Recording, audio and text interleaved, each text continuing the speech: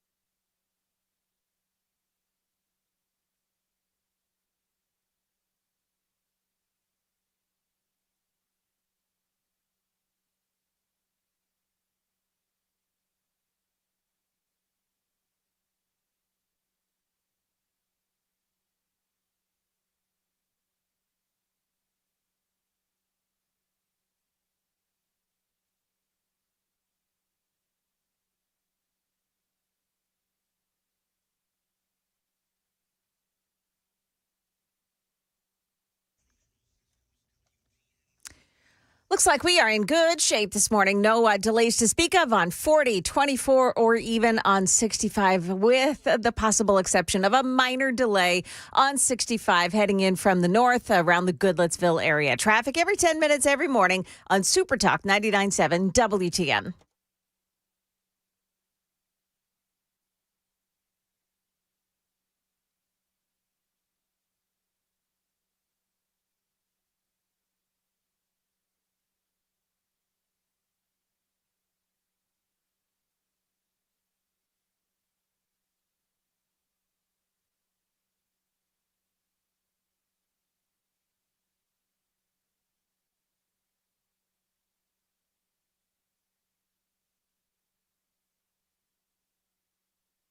.505 Nashville's Morning News on Super Talk 99.7 WTN. And good morning to your friends. Hope you are doing well. And welcome on in to a Wednesday, November 12th. Wishful thinking when I said Thursday. Hey, I got a question.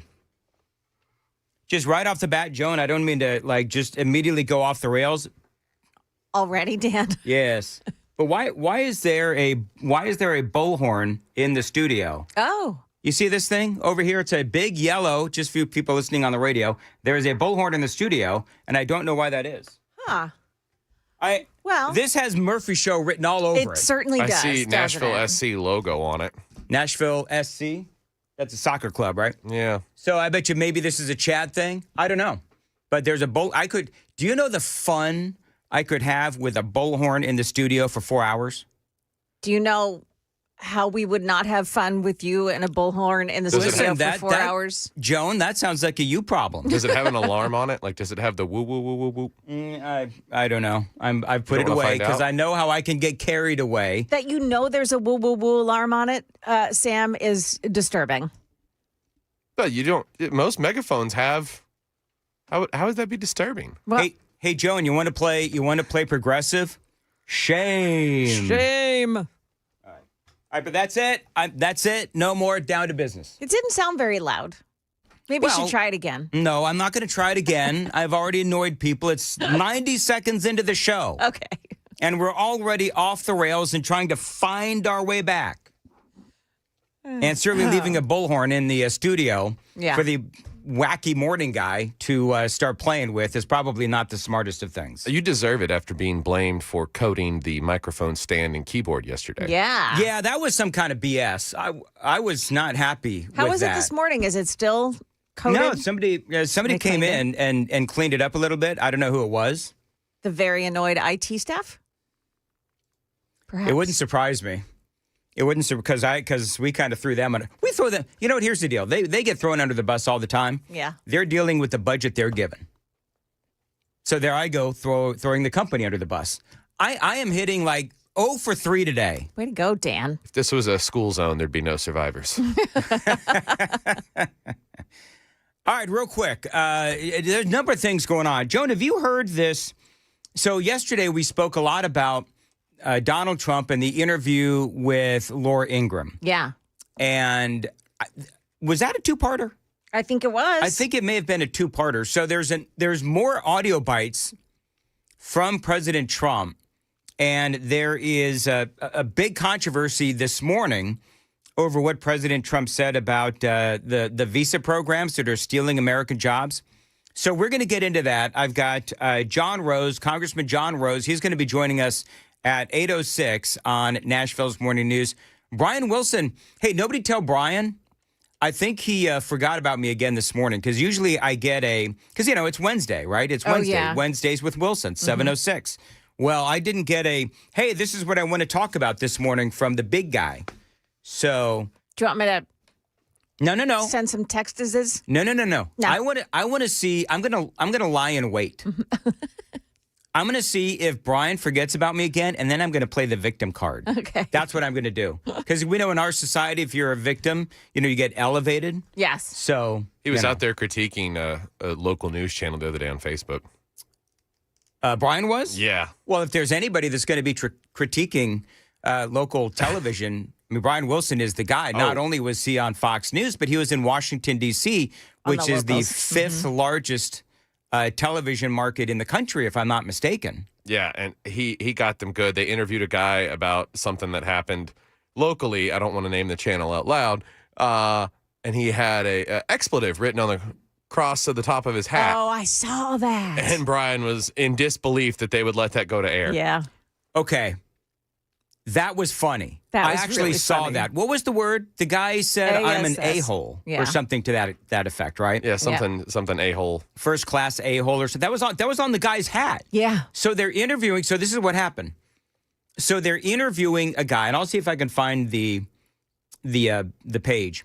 But they're interviewing a guy who was a hero. I mean, I think he went in and he saved some people from a fire. And so the local news comes in to interview him, and his hat says something about how he's an a-hole or something to that effect. And you're right. Brian posted on social media that how did this get by? How did this get through? Wait, just say which media outlet was it? Because we can all have fun at everybody's expense, can't Channel we? 4. People certainly laugh at me all the WSMV. time. What was it? It was Channel 4. Channel 4? Mm-hmm. Listen, Channel 4, mistakes happen. Mistakes happen. We could get away with that because theater of the mind and Sure. live streaming and everything, but can't broadcast that over the airways on TV. Is that okay? So I've never worked in television. It's technically considered indecent material. Is that considered indecent material? Yeah, you're supposed to blur stuff like that out. You know what? So is some of their reporting. Anyway, moving on. Except for Jeremy Finley. Except Yeah, for Jeremy Finley, our buddy, and Stefano DiPietro. Of course. Exactly. The Italian stallion. Sure. With the great hair. All right. So anyway, I've got a lot going on today. We'll see if Brian remembers that he's supposed to be on with me at 7 o'clock. The hemp ban, we spoke about that a lot. By the way, I will be asking, I already know the answer, but I'm going to be asking the congressman about the hemp ban coming up, John Rose, coming up at 8:05. I already know what he's going to say because the hemp ban now is going to go into the House of Representatives, which, by the way, Joan was telling me this morning, they've already started voting on this in committee, the shutdown, the continuing resolution. And I know that John Rose, two things. I know that he is going to agree with the ban, probably. But what I'm really curious about, because what really has me bent out of shape about this hemp ban is that it wasn't discussed. Like the Republicans and Rand Paul, they were talking about this. They were negotiating regulations. And then the Republicans just snuck that right on in, Mitch McConnell. And so no discussion, no, comments or research going through committees, nothing. They just stick it right in there and then off it goes to the House of Representatives. I'm here to tell you that Republicans are ticked. Republicans are really angry about this. And I spent yesterday, because a lot of people apparently heard me yesterday going off on this. Scott Presler. Does everybody know who Scott Presler is? Scott Presler is the guy he's like the get out the vote guy. He's got the long hair, and he goes from state to state to state, specifically, I believe, Pennsylvania. And he works to get out the vote for Republicans. So he has posted to his social media this: I'm receiving messages from the panicked business owners about the hemp ban. He says the Senate snuck in hemp ban language into the government reopen package. He says, I'm hearing that it will kill a lot of jobs and Republicans will lose a lot of votes. He says, passing this on. And so that is what Scott Presler says. And I do believe that that is true. You know, it's interesting, and I don't want to go on and on about this today, but it is interesting. I know more, and I don't know if you have this same experience. I know a lot of conservatives. I know a lot of Republicans. And do you know that I know more conservatives that use CBD products than don't? Does that surprise you? It does not surprise me. I think I've been, I just sort of a morph into the modern day conservatism. And listen, I'm not advocating one way or the other what you do with your life, but they're not illegal. And here's the deal. I'm going to ask this question rhetorically. How many different ways can the Trump administration screw the farmers? Because remember, they're already angry about Trump wanting to bring in meat from Argentina and Brazil, right? Remember that whole story? So that angered a lot of Republicans in the rural communities, 93% who voted for Donald Trump. And now this hemp ban that Mitch McConnell and the Republicans snuck into the reopened bill, and now it's going to go over to the House of Representatives. You know that Mike Johnson's going to pass it, right? So how many different ways can we manage to tick off the rural communities that voted for Republicans, right? I mean, I guess that's a rhetorical question, but it's a really valid question. Because let me tell you something, friends, there's a lot of people that are worried about the midterm elections right now, and I'm one of them. Every time I turn around, Donald Trump is saying something to really anger the base. This interview with Laura Ingraham was an absolute crap show. And this hemp ban, I think you know how I feel about it. So every time I turn around, the Republicans seem to be shooting themselves in the foot. The Epstein files are going to be in the news today as well. So we've got a lot to do. It is 5:15 on Nashville's Morning News on Super Talk 99.7. By the way, I have not yet checked into, actually, the Super Text line. Is anybody, Joan, are you on it yet? Have you signed in? Yeah, of course, yeah. Anybody talking about why this bullhorn is in the studio? Because, after that last 5 minutes, I feel like I want to start using it. So somebody, 5689, said it was Matt Murphy using it. There you go. Yeah. How did I know it was Murphy's show? Of course. We love Matt Murphy. I want to know what he was screaming in the bullhorn. Yeah, nobody said what he was screaming. Okay. Somebody said to you, 1303, Dan, use the bullhorn and open the windows and yell, I'm mad as hell and I won't take it anymore. I could do that, but I don't think the window's open, which Yeah. I believe is a fire safety hazard. Are we sure it's a fire safety hazard or a jump safety hazard? I think it's a jump safety hazard. Wow, you guys are terrible. Totally. Man. It's not that far of a drop. I don't think it'd kill you. Well, 1.5 times your height is considered fatal. Is that a short joke? That's pretty good, Sam, actually. Joan, did you hear what he just did? Did. Masterfully done, Sam. That was. I got to say, just, as far as short jokes go, because can I just tell you that in the world of Dan Mandis, short jokes and bald jokes, they just never get old. Never, ever, ever. Hey, by the way, if you follow us on Facebook, and I would encourage you to do this, Joan and Sam, if you follow us on Facebook, I shouldn't do this. I'm not going to do it. I'm not going to put my job at risk. Come on, do it anyway. No. Yeah, you got to do it. I'm bent out of shape on something this morning, and I'm that close. I'm about to go Rob Schneider from Waterboy. Yeah. Just do yourself a favor. I don't know what that All I'm means, going to do is say this. Go to the WTN Facebook page, the WTN, not my Facebook page, the WTN Facebook page, and check out a reel that was posted in the last 24 hours. That's all I'm going to say. You can do it. Nope. I try to be a good soldier, I really do. I try to be a good soldier. Sometimes, though, things happen, and it bugs me for hours on end. I'll tell you what to look for later. Anyway, speaking of Mike Johnson and the whole hemp thing. So one of the things, yesterday I talked about Rand Paul and how he was, trying to stop the Senate from banning hemp. Again, I did a whole deep dive on this yesterday. I'm sorry if you missed it. But this is what Speaker Mike Johnson said. And I got to tell you, am I the only one that believes that Mike Johnson at times is an absolutely frickin' weasel? Okay, maybe it's just me. Listen to what he said. And then when's that vote going to come? Well, that's the big question right now. The latest update, I'm just down the hall from the Senate chamber.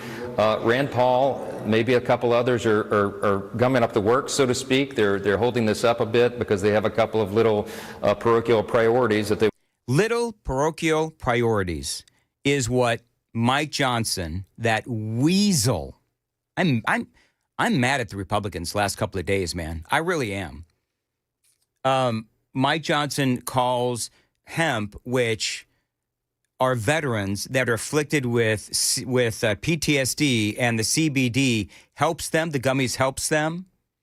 And Mike Johnson calls it little parochial priorities. I just think that's a Weasley thing to say, because to me, this is really important. It really is. So what's going to happen is, Mike Johnson, he's going to go ahead and the House will ban it as well. And I think that is an absolute crime. That is absolutely criminal what they are going to do to the veterans and people that have PTSD. It's going to go back to the states. It's going to go to the states. The states can do what they want with it. And I don't know what the state of Tennessee will do with gummies and CBD products and all that, because right now we don't have a robust CBD production market, but we do buy it a lot. Visitors and locals alike buy a lot of CBD. I put up a poll up on X. Can we make the YouTube poll as well, if you would? Got it. Sam, do you believe the Republicans will suffer political consequences for banning hemp-related CBD products? Yeah, we're at 85% yes on the YouTube poll for that. Oh, did you already put it up? Yeah. Oh, look at you. Handed it to me. I think I put it on the note, didn't I? Yes, you did. But it's also the principle of, aren't we supposed to be for small government and not authoritarian overreach into what people do? And it's hilarious coming from Mike Johnson, whose state made $4.1 million in tax revenue in 2023 from these products. Oh, yeah. States make a lot of money. In Tennessee, we made about $22 million in state taxes on CBD. $22 million. So right now, by the way, just so you folks know, we have a privilege tax on these products that are going to expire at the end of this year. Privilege tax, basically, if I understand this right, is that the tax is paid for by the people that sell the CBD. They're basically paying the tax for the privilege to sell that here in the state of Tennessee. That's going to go away at the end of the year, but we still make a lot of money on sales tax revenue on these CBD products. And so I don't know what the state of Tennessee will do if Congress decides, in its infinite wisdom, and President Trump, if they decide to ban CBD, then the states can still do what they want to do, and they'll have to work around the federal restrictions and all that. But we make a lot of money. We make a lot of money on the CBD products, and I think for good reason, because it does help a lot of people. So I don't know. I just, for whatever reason, that Mike Johnson, and this was part of the storyline yesterday, where Mike Johnson said it was a little parochial priority of Rand Paul's, which just, I don't know, man, is a Weasley thing. And you disagreed with me, Sam. Joan, would you say that Mike Johnson, and feel free to disagree with the host if you like, but don't forget I have a bullhorn and I'm not afraid to use it clearly. But I think that was just a really Weasley comment by Mike Johnson. He's coming across as the kid that was bullied in high school for not doing any of the cool stuff. So I don't know about weasel, just being a dork. What do you think, Joan? I think weasel is a perfect term for what Mike Johnson said. I agree. I tend to give him the benefit of the doubt. On that one, though, that makes me a little uncomfortable. Mm-hmm. Little uncomfortable. It angers me. Yeah. It pisses me off. Yeah, I think that's closer to what, I mean, it's the steam coming out of your ears that gives it away. Yeah. Do you know what? I'm like a kid in school. When there's something different in the studio, I get all giddy about it and all excited and stuff. And I don't know why, but I do. All right, it is 5:24. Why do I get the feeling it's going to be a long show? Joan has the news coming up at 5:30. Joan. Yeah, a convicted sex offender received only probation in 2019. Now he is alleged to have attacked again. We've got that story coming up here at 5:30 on Super Talk 99.7 WTN.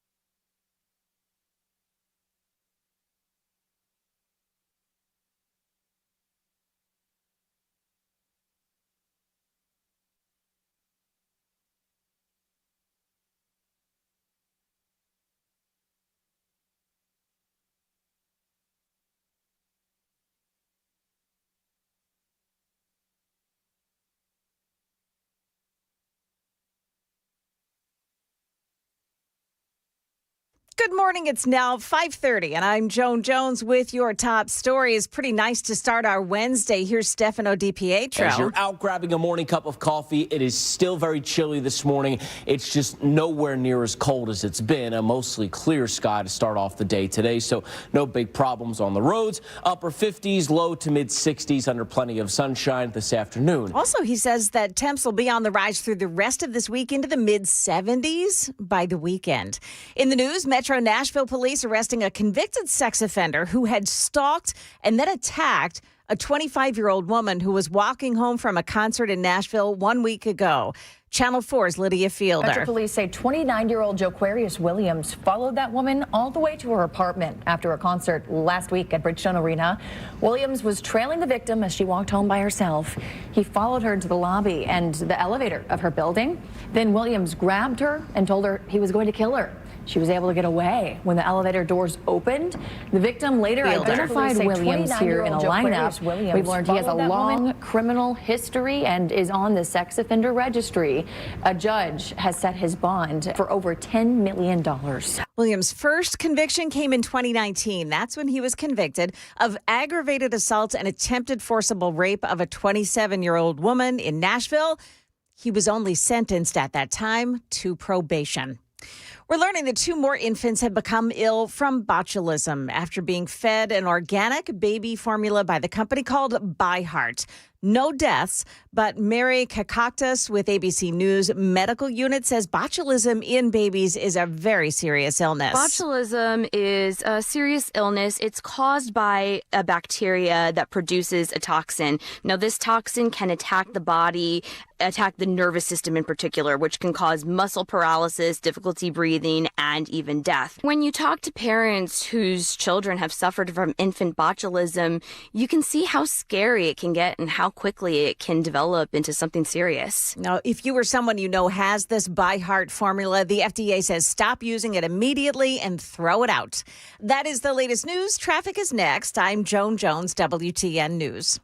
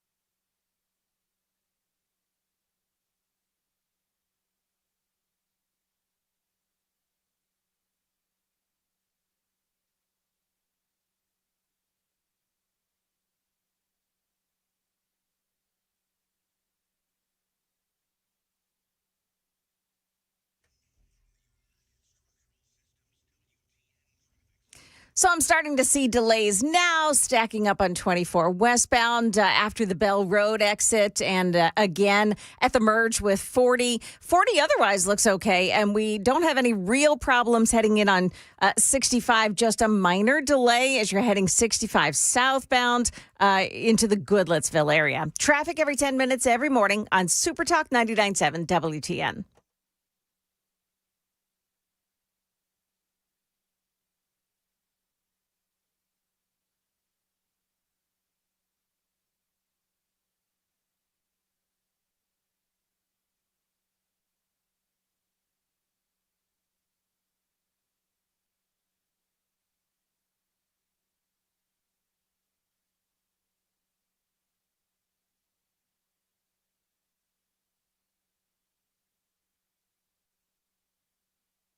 CNN flight cancellations and delays could extend beyond Thanksgiving. So that is, of course... Might want to repeat that. You didn't have your mic on. Did I not have my mic on? No. Oh. Shut up, Joan. What a day it's going to be, Dan. Flight cancellations and delays could extend beyond Thanksgiving. Did I really not have my mic on? No, you popped in the mid-sentence. Yeah, I had to turn it on for you. Okay. Thank goodness. You were thinking about the bullhorn. I get it.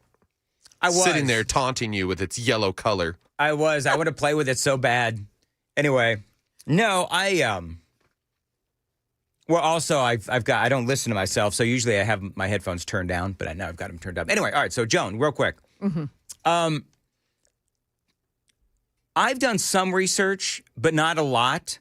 But from what I understand, Afton Bain and this town hall with Jasmine Crockett, it was a Zoom call. Yes. In what can only be described as one of the biggest shoe closets we've ever seen. Jasmine Crockett, woman of the people, and she's got like 50 pairs of shoes behind her. She actually did the Zoom call in a shoe closet. And so I'm looking at this, and, you know, Afton Bain is like, oh, you've got so many fans here in Tennessee. Oh, yay, right? So was she not scheduled to come to Tennessee, or did she stay in Texas because she was worried about being able to get back? I mean, here's the point that I'm making, is that if they merely scheduled her for a Zoom call, or if she didn't deem it important enough to get like a private plane or whatever, private jet or whatever, to come out to the 7th, they really don't think that they're going to be able to flip that seat. If this was such a big deal that Jasmine Crockett was going to come to Middle Tennessee and she was going to appear with Afton Bain, I thought, wow, they're pulling out all the stops. They may actually, think that they can flip this seat against Matt Van Epps. But if it's like a Zoom call... They didn't fly her in. They didn't fly her in. Right. They didn't provide any. I would bet that Afton Bain was pretty uptight about that. Yeah, I would be willing to bet too, because it just, when the flyer came out on social media and Sam tried to get in there, one of the things that was, that was indicated was that she was going to be here. Oh, yeah. Join Afton Bain and Jasmine Crockett. And actually, they ultimately, I don't know, never decided to fly her out. So it just, it makes the support from the Democrat Party nationally seem just a little muted. You know what I mean? Yeah. Especially when the banner that you put together has them both, side by side. It's the expectation is you're going to get both people at this thing. Well, what they actually meant, it was like a little trickery. Because literally that's what it was. It was a Zoom call kind of side by side. You know what I mean? Can't put it past the Democrats pull a sneaky on you. I don't know. So I don't know if it was considered a success or not. But it just seems like it was just a little slap in the face of Afton Bain. So whether or not it's considered a success, who's going to determine that? That would be the Democrats out there saying, of course, it was a success. It was wildly popular. And, anybody else who's not on their side would say, no, that was crazy. It was a call-in. Well, so we'll never really get that part of it. I happen to know, though, I have it on good authority as to why they were unable to actually bring in Jasmine Crockett. Oh. Okay. Mm-hmm. Yeah. There was a concern that they might need a bigger facility because they were worried about fitting in her eyelashes. Oh, yeah. That's Packing those bad boys would be difficult at best. If it got too hot in there, she could just blink and fan everybody. True. Hey, I'm gonna make the women with long eyelashes really angry with me at some point.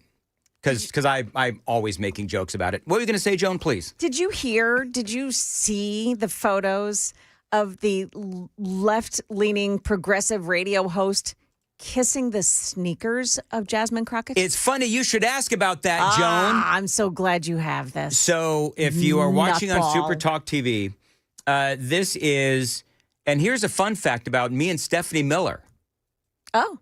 You and Stephanie Miller have a past? We do. What? Actually, hold on. This is Stephanie Miller and Jasmine Crockett. Can you confirm that I just kissed your sneakers? This is true. She's on camera saying she'll do the radio. I am. We're doing it. Future senator of the great state of Texas. I'm gonna miss Ted Cruz so much. He's so likable. All right, so that is Stephanie Miller and Jasmine Crockett crap. Stephanie Miller, when she was a local talk show host in Los Angeles, I mean, this goes back, I think, 30 years. And I was a little traffic reporter. And she was the talk show host that I would be doing the traffic on her show. Okay. So we had, on occasion, some very awkward banter. Because as a traffic reporter, I was terrible at banter, and I really haven't gotten any better. But anyway, whatever. So, yeah. So, do you have any examples of that, like in the archives, in the vault, the Dan vault? Do you know what's so funny about the Dan Mandis traffic reporter archives? They all got burned in a horrible gasoline lit fire many years ago. Okay. Trust me when I say, actually, to be perfectly honest, if I could find, I've got them in a box. You ever have, boxes? This is a radio thing, but. Old radio people like me. I'm not going to say, you, Joan, but do you have any traffic or not traffic? Well, yeah, you used to be a traffic reporter. I did. Do you have old air checks of yourself from way back when? I don't. I don't. Okay. Yeah. I mean, it would kind of be fun to listen to it again, but when you listen to it, tell me that you have the same experience. Yeah, you cringe at your own self. I've actually gone back to my old program director and I said, how did you not fire me? I don't remember why he was up there. Doesn't make any sense whatsoever. Out of context audio bite. Very good. Thank you, though. So, I've said, how did you not fire me? And you know what? David G. Hall, you know what he said? He said, I could hear so much potential in you. I just didn't realize it would take so long for it to come to light. So, also, he had nobody on the bench. We're talking about, wow. Damn. Joan Jones not only has that, knife that she carries all the time to slit my tires, but it's just that cutting sense of humor too. She'll take you from the top rope like the Macho Man. So he said, it's like when I was 19, 20 years old. Yeah. I did have a Minnie Mouse, not a Mickey Mouse, but a Minnie Mouse voice. On the 405 freeway southbound, problems at the 105. It's backed up to the 101. I promise you, friends, that's what I sounded like. Do you think people would find it funny if I actually could find a tape of me doing traffic and I played it? Do you think it would? Yes. People would find that funny and interesting? Oh, yeah. Okay. I'll see if I can find something. It's going to be on, the problem is it's going to be on cassette, and I can't. Oh, you still have cassettes. That's how old I am, Joan. I'm shocked it's not an 8-track.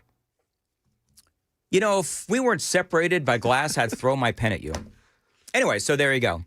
So yeah, Stephanie Miller and I have a past, and I love, but see, this tells you about how the left they are propping up AOC to go after Chuck Schumer and Jasmine Crockett crap to go after Ted Cruz. And so now the question is, would she actually be able to beat Ted Cruz in the Senate? If it's a loudmouth contest. If it's a race to the bottom and a loudmouth contest, then yeah. But here's the thing. People look at what Mamdani out there in New York has given people like AOC and Jasmine Crockett hope that they could actually be voted into the United States Senate. And here's the deal. I'm just going to tell you that at this point, it does worry me because we saw during the elections a couple weeks ago. What did we learn from the elections a couple weeks ago? We learned that Democrats will vote in a guy for Attorney General in Virginia who threatened in text messages to kill children, to pee on their graves. He wanted more police officers shot. They voted in a communist for the mayor of New York. I mean, should I go on? So that's the problem. The problem is that if they will, in this never-ending, ever-escalating race to the bottom, this is what the Democrats are voting for. And so, yeah, I believe that the Democrats would absolutely vote in Jasmine Crockett into the United States Senate. And Ted Cruz, I don't know how loved. It's been a minute since I've been in Texas or on the air in Texas. I don't know if Ted Cruz is loved in Texas or not at this point. I know the local radio stations don't like him because he won't appear on the local talk radio stations, but whatever. But I could see San Antonio. I could see Dallas. I could see Houston.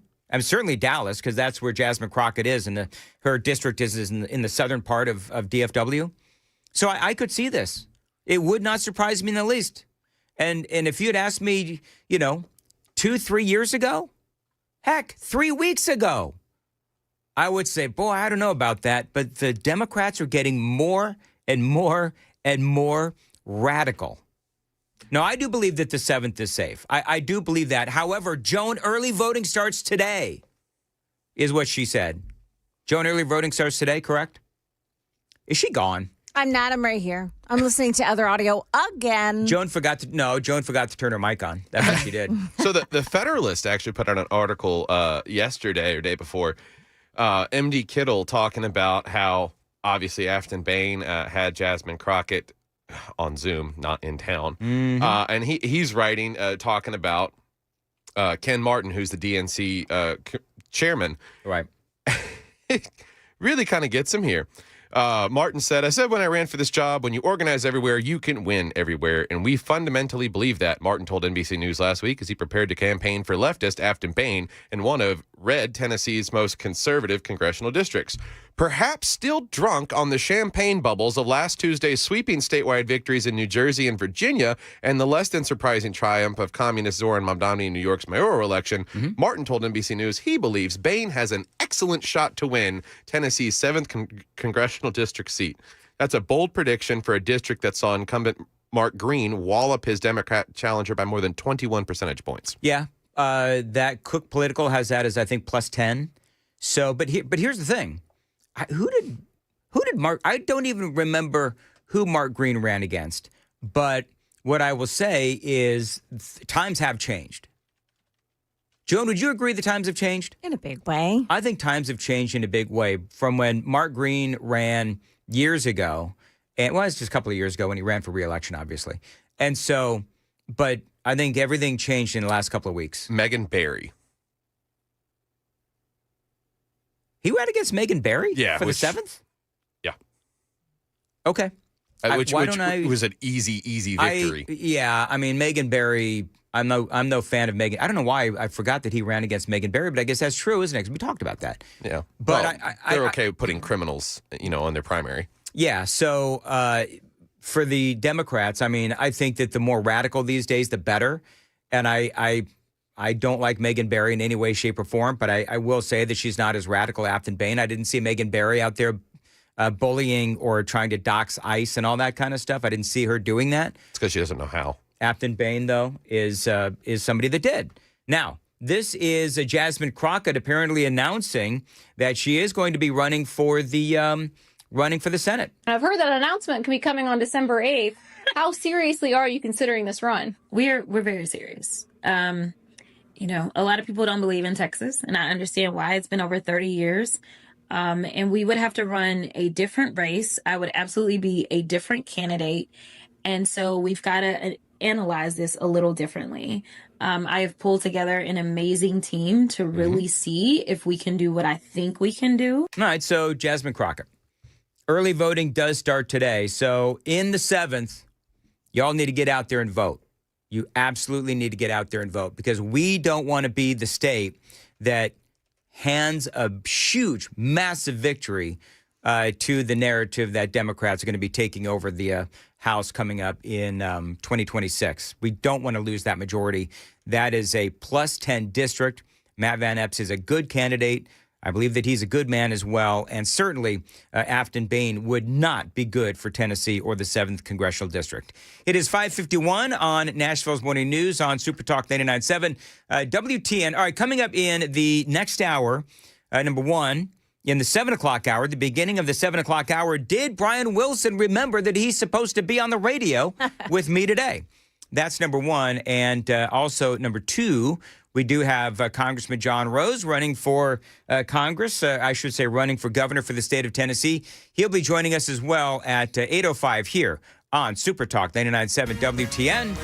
Joan's got the news at 6. Joan. Looks like Austin Drummond could end up on death row. We've got that story coming up. Also, did you see your Northern Lights this morning? Did you see any of that, Joan? I didn't see any. I didn't see that. I've got to look up more.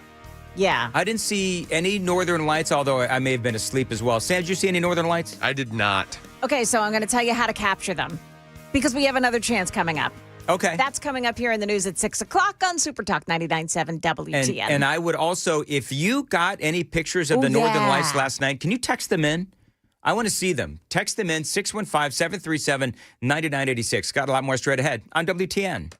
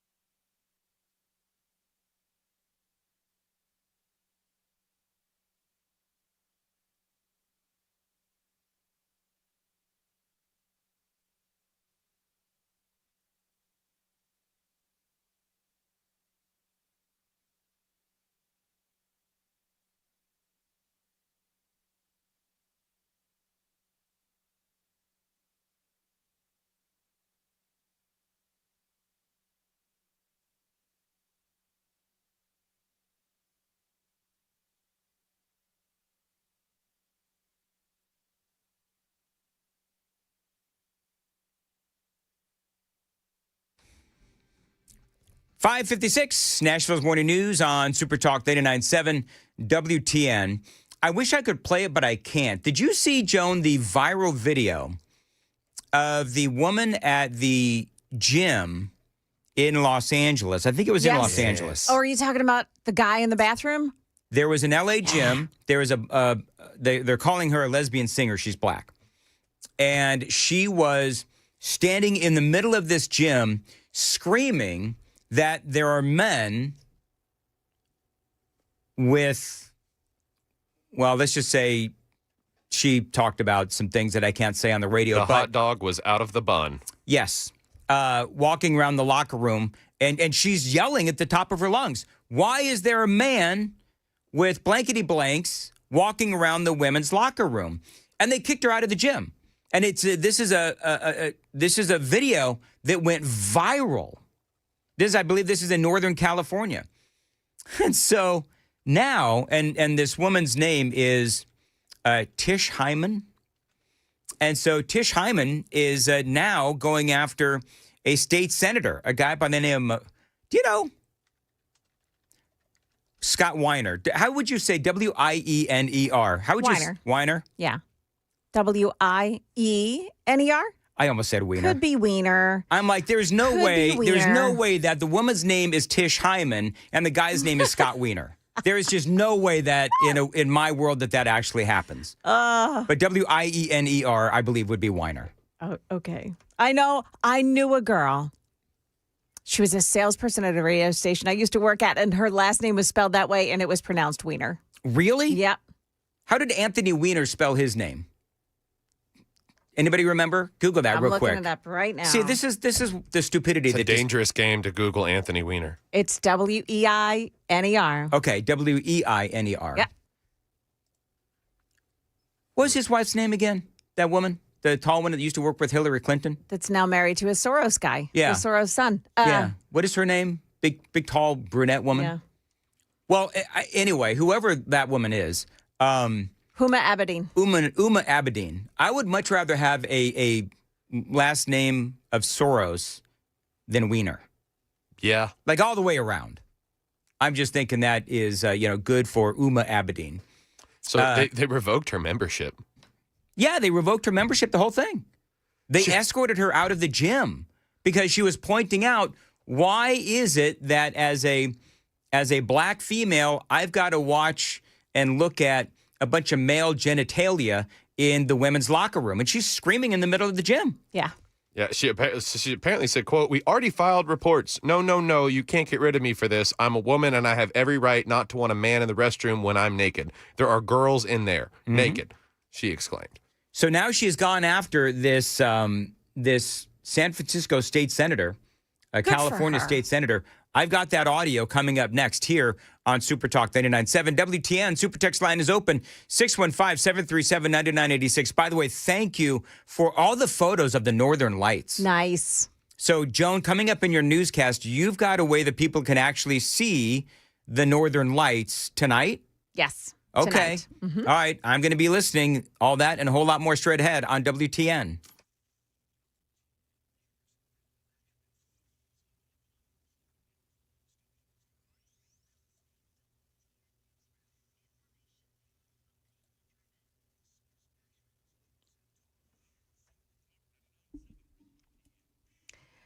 Hello there, 6 o'clock. I'm Joan Jones with your top stories. New tensions in the Caribbean as Venezuela announces a mobilization of military forces just as the largest U.S. warship is approaching. ABC's Nicole D'Antonio. The Pentagon has been stepping up operations in the Caribbean and Eastern Pacific, attacking at least 19 alleged drug smuggling boats in recent weeks, killing nearly 80 people. Now America's largest warship, the USS Gerald R. Ford, has sailed into the region. The U.S. buildup there now totals about 15,000 troops, more than a dozen ships, and more than 80 planes. Venezuelan President Nicolas Maduro accusing President Trump of fabricating a war. The White House, however, says the U.S. is only targeting drug cartels. Now, some tense moments at Monday night's meeting of city commissioners in Mount Juliet. And it came after one of the commissioners, Scott Hefner, put forward a one-year ban on building apartment buildings there. That dies for a lack of second. The next item on the agenda, you're out of order, sir. Tense talks among Mount Juliet commissioners Monday night as a proposed one-year moratorium on high-density housing construction failed. I know you muted my mic. This is what's going on. These are the games that are being played here in city halls. The proposed one-year ban on building structures like apartments and townhomes did see some support at Monday night's meeting. And that was News 2's Audrey Mayer reporting. But the rest of the commission didn't support that one-year ban, arguing the city would lose out on property and sales tax revenue. So the ban was voted down. The man accused of killing 4 members of the same family in West Tennessee. You remember this story? And kidnapping a baby? He has been indicted by a grand jury now. ABC 24 in Memphis. Prosecutors say Drummond shot and killed a mother, her son and daughter, and the daughter's boyfriend on Carrington Road in Tiptonville, July 29th. They say he left the family's 7-month-old baby girl on Old Highway 20 near Tigrit. Now, police in Jackson, Tennessee arrested Drummond after a week-long manhunt. Austin Drummond, that is. And now Lake County DA Danny Goodman says he will seek the death penalty in this case if Austin Drummond is convicted. Okay, so if you didn't catch a glimpse of the northern lights last night, you do have another shot at it tonight. Scientists say the aurora borealis is normally only seen near the North Pole, but when there is increased solar activity, as there is now, they can be seen further south. Now, pro tip here, take a photo of the sky with your phone's camera. You'll be able to see the lights better with your phone than you actually can with the naked eye. And we've got tons of pictures that were sent to us this morning. Beautiful photos, thanks. Market Numbers Report brought to you by Beacon Capital Management online at beaconcm.com. We've got stock futures on the plus side this morning after a nice rally for the Dow. Yesterday, the Dow was up, futures up 69, NASDAQ futures gaining 115, S&P futures up 17. That is the latest news. We've got traffic and weather next. I'm Joan Jones, WTN News.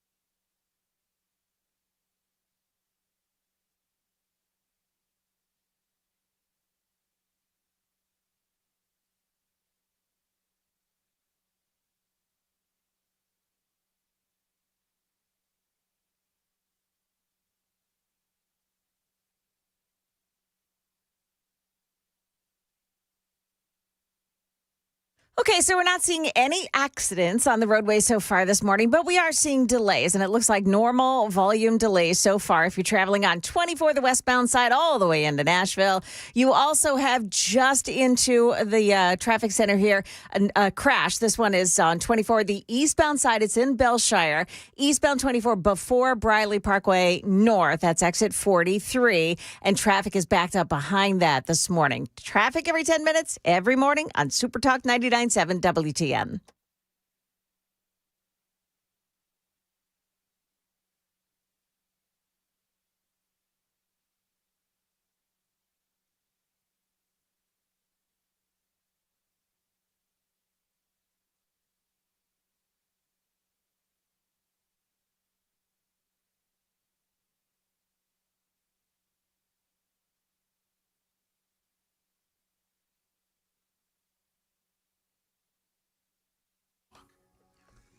.606 Nashville's Morning News on Super Talk 99.7 WTN. Good morning to you, and I hope you're doing well. By the way, Joan, I don't know if you had this in your story or not, but apparently the best time to see the Northern Lights here in Middle Tennessee. Okay.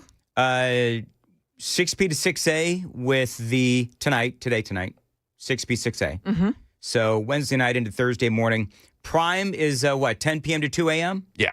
Okay. And then the pro tip there is use your phone's camera, but make sure you've got long exposure on your settings, somewhere between, I'd say 10 to 20 seconds. That way the lens has enough time to pull all the light in. Okay. So I'm not much of a camera person, but the pictures that we're getting into the Super Text line, holy mackerel, folks. Thank you very much for sending them. And what time was it best seen last night? Because probably, I'm assuming the same time frame. Huh. All right. I got to look up. I didn't see anything. Joe, you didn't see anything coming in? I didn't, but I could also be accused of. Now, when I'm driving from my home, like the initial part of the trip is in the dark. There's no street lights, on the highway. There's none of that. There's so no it people. would be, there's no people. Right. So it could be like the best time to see it, and I didn't see it. So, but then when you get up into the Nashville area, of course, you've got a lot of street lights and a lot of, the cars, ambient lighting. It'll be a little more difficult. That was a Journey reference that no one caught. Street lights, people. Street light people, don't stop believing. All right. Thanks, Sam, for your input on that. So we wrapped up the last hour with she describes herself as a black lesbian, right?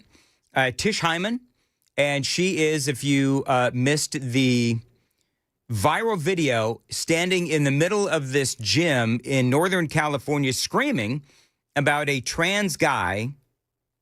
I guess you call it a trans woman, but it's basically a guy pretending to be a woman in a woman's locker room, walking around, and he's just letting it all hang out in the women's locker room in this gym. Have you seen the pictures of this fella? No, I have not. Definitely fella. Literally just 5 o'clock shadow and lipstick. Really? Yeah. See, that's the thing. It's like they don't even try. Like, I'm going to grow. This is the weird thing that we've seen. I mean, there's a lot weird to this whole thing.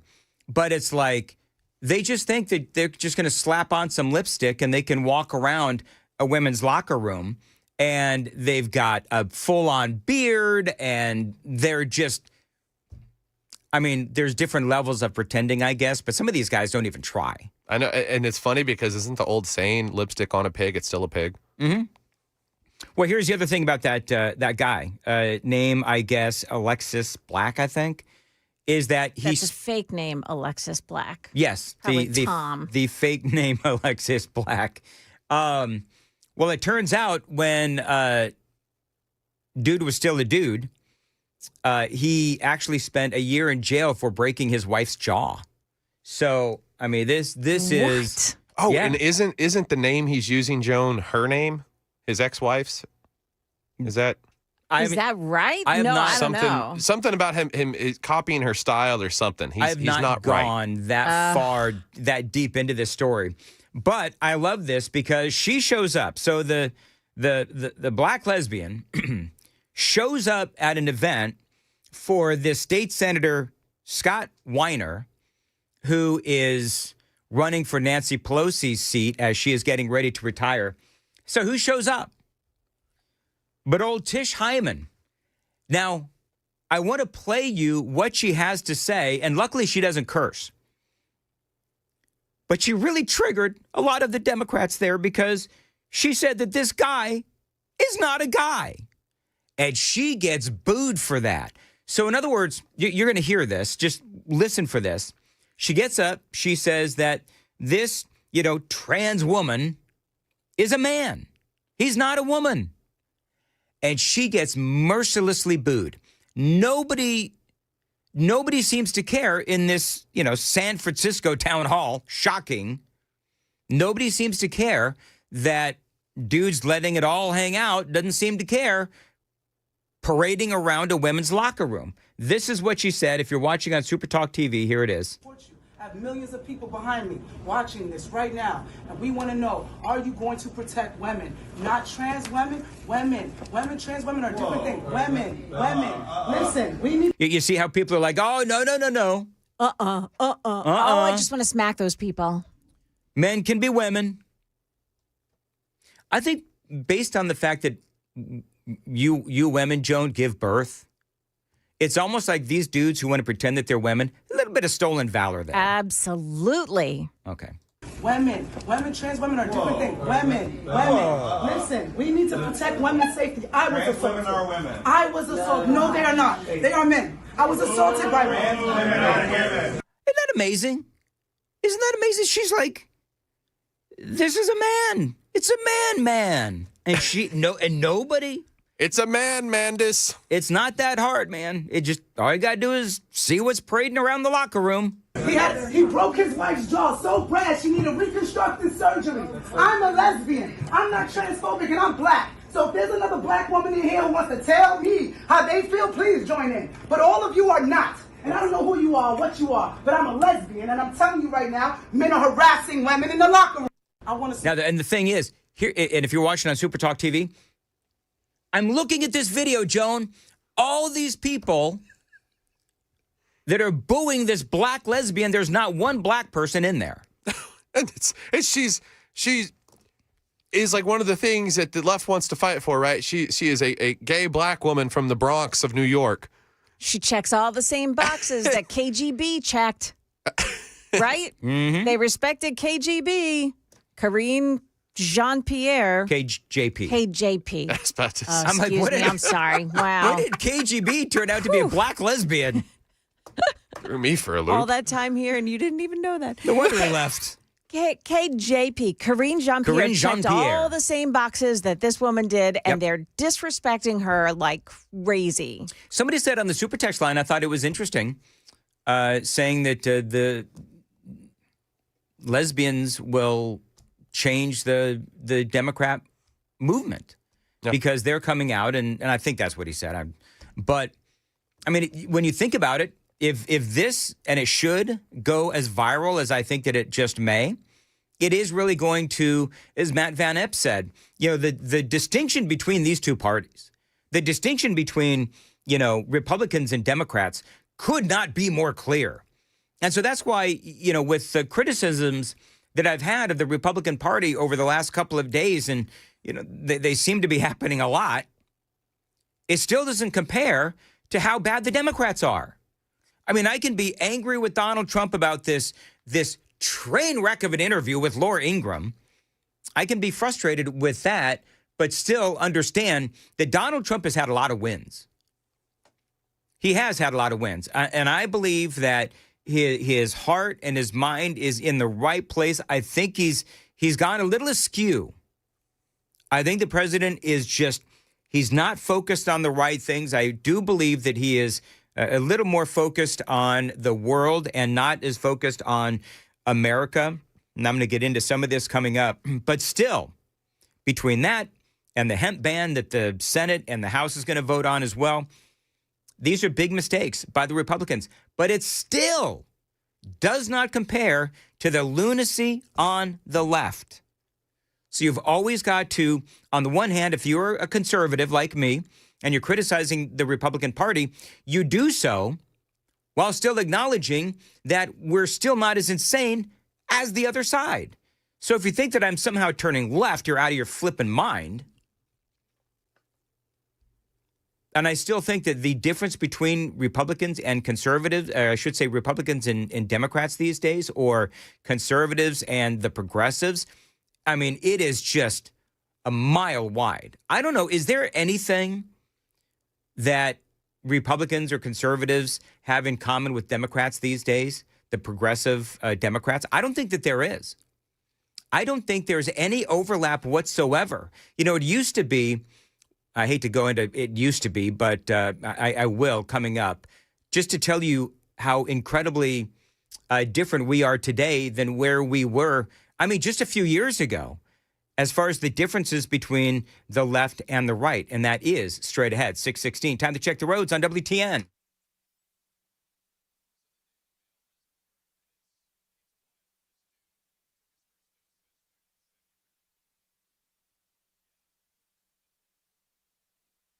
All right, as far as your weather goes for today, it's going to be sunny, breezy, high of 64, going to feel like 65. So there used to be some common truths in America. And Joan, you remember this. I mean, didn't we all at one point, whether or not you were I'm just going to use the generic terms, right?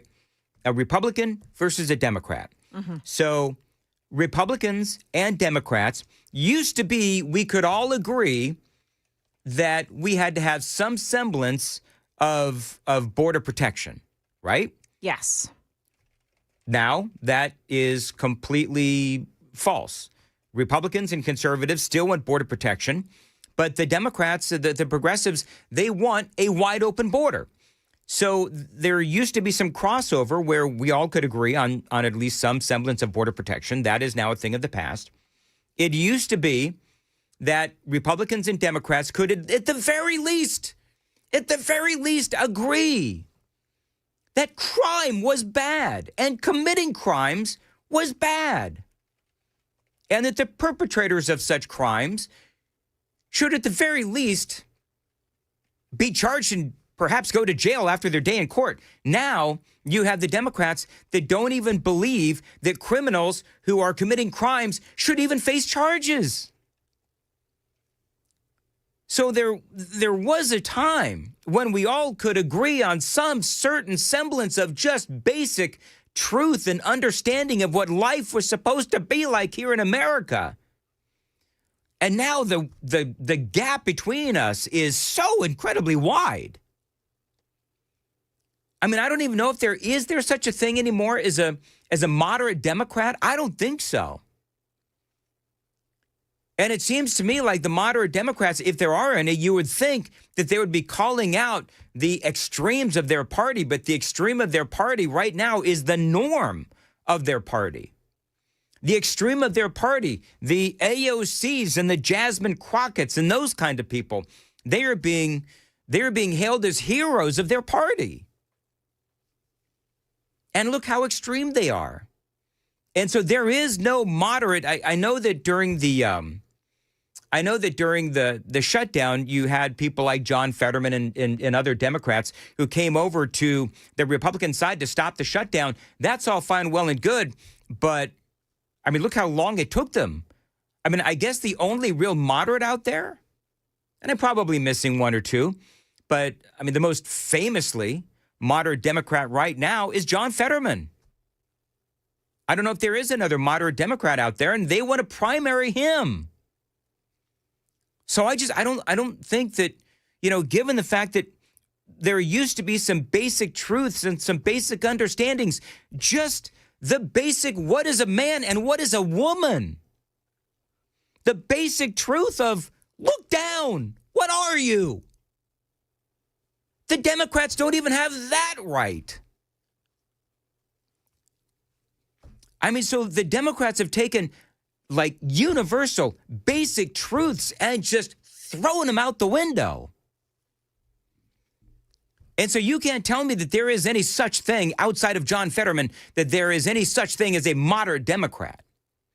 And the ones that are being hailed as heroes these days are the ones that subscribe to this notion that men can be anything that they want and parade around a woman's locker room. Sam was telling me this dude from San Francisco, Joan, he just started taking his hormones. February 12th of 2025. In February. Oh my gosh. And when the Daily Mail, I guess, got in contact with this guy about the encounter with Hyman and the banning of Hyman from Gold's Gym, it won't stop her from using the restroom and changing rooms she feels most aligned with. I refuse to go in there, Black said of the men's locker room. I have breasts. All my bras are from Victoria's Secret. It doesn't seem like a genuine question to ask someone with breasts to go into the men's room. Hold on. I have breasts. Can I go in the women's room? But Dan, did you buy your bras from Victoria's Secret? That's what makes you a woman. That's none of your business. That's the most insane thing. He buys his bras from Victoria's Secret and boom, he's a woman? So now, number one, it proves that he's a woman. Number two, it proves that he's overpaying for bras. And he's a personal trainer. So when he jacked his ex-wife's jaw, he knew the strength he was working with. I spent 30 years building a different body. It's been 8 months since I took my first dose of estrogen. It didn't happen in one day. Black added that puberty for all women doesn't happen overnight. It's a costume. It's a costume, that's right. So there you are. I got a little excited there. I apologize. It is 6:22 on Nashville's Morning News on Super Talk 99.7. Jones got the news at 6:30. Joan. Yeah, Metro Nashville schools have just come to a settlement with the family of a young girl who was killed in a shooting at Antioch High School. Details just ahead at 6:30 on Super Talk 99.7 WTN.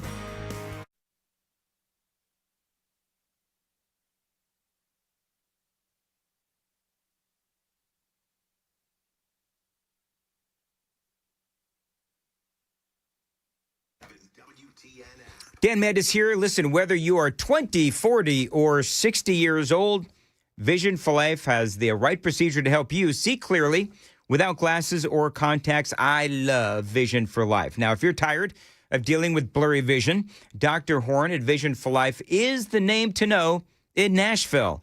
I thank the Lord the day that I met Dr. Horn and I heard of Vision for Life. They helped me finally break free from glasses and contacts. They can help you as well. Now, what makes Vision for Life different is that your treatment is tailored just for you. There's no cookie cutter approach. No, just smart, personalized care using the most advanced technology available. So if you're thinking about vision correction surgery, think about Dr. Horn and Vision for Life. No matter your age or your eye condition, Vision for Life is the destination for vision correction. Schedule your consultation today and let Dr. Horn create a custom vision plan built around your lifestyle and your vision goals. Call them. Tell them Dan told you to reach out. 615-436-2020. 615-436-2020. Find them online, visionforlife.com. Again, 436-2020. Visionforlife.com, and start seeing life the way it was meant to be seen.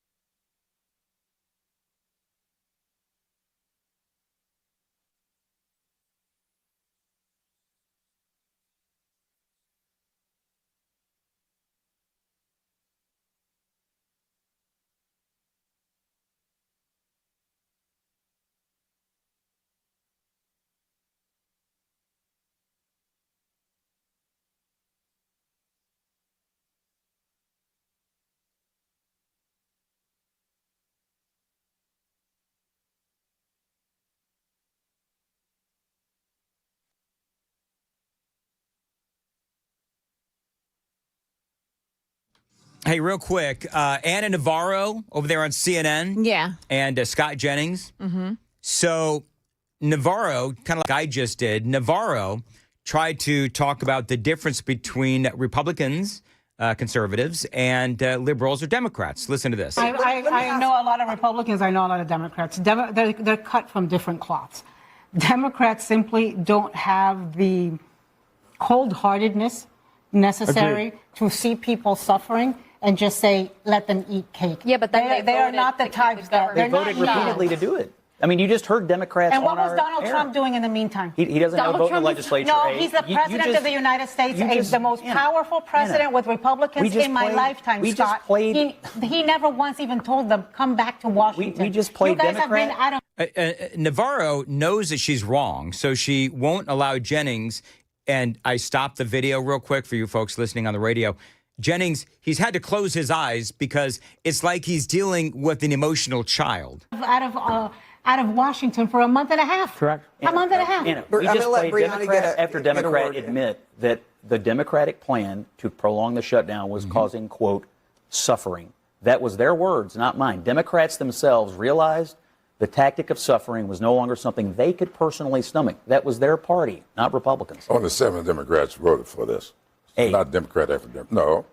He caucuses with the Democrats. So they started arguing over the semantics. But it's true. I mean, the Democrats are the ones that wanted to continue the suffering. And what did Donald Trump, as Scott Jennings says, Donald Trump does not have a vote in the legislation. And Donald Trump said over and over and over again, we need to end this shutdown. And that is exactly what the Republicans did with the help of some Democrats. It is 6:30 on Nashville's Morning News on Super Talk 99.7 WTN.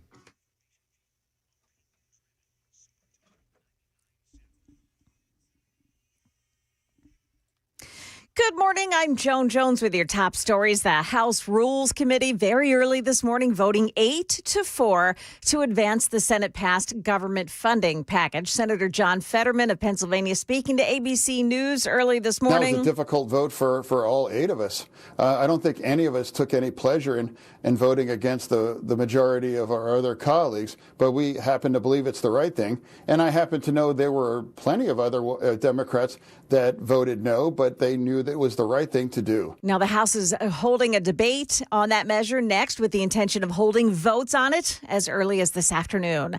Metro Nashville schools agreeing now to pay $300,000 to the family of Jocelyn Escalante. You remember, she was killed when a fellow student, Solomon Henderson, opened fire in the school cafeteria in January.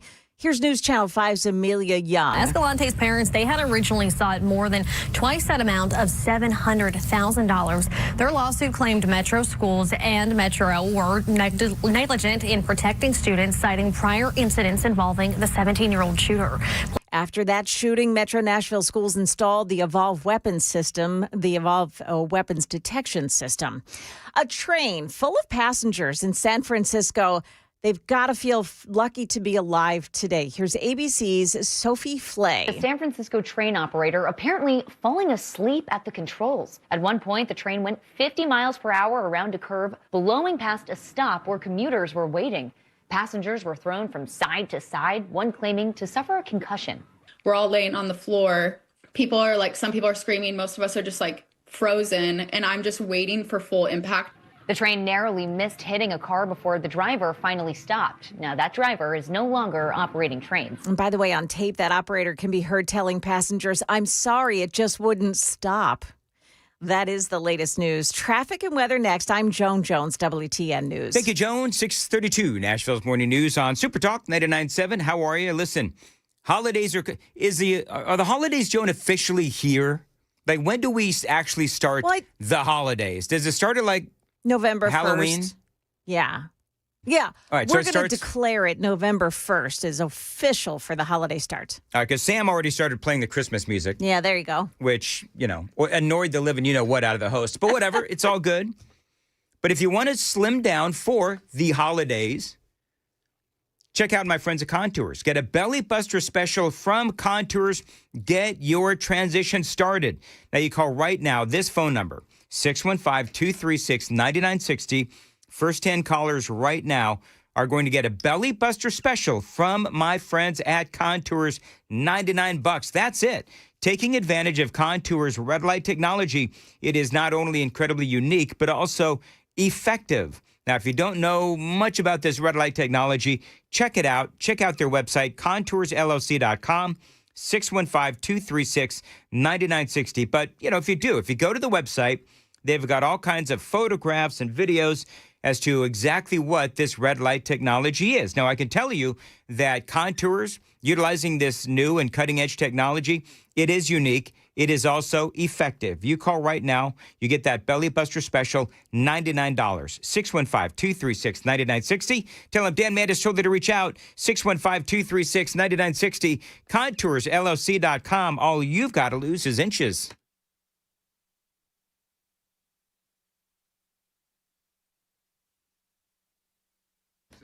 Up to an extra 25% off when you bundle select major appliances. Now through 11/19, selection varies by location. Select locations only while supplies last. See Lowe's.com for more details.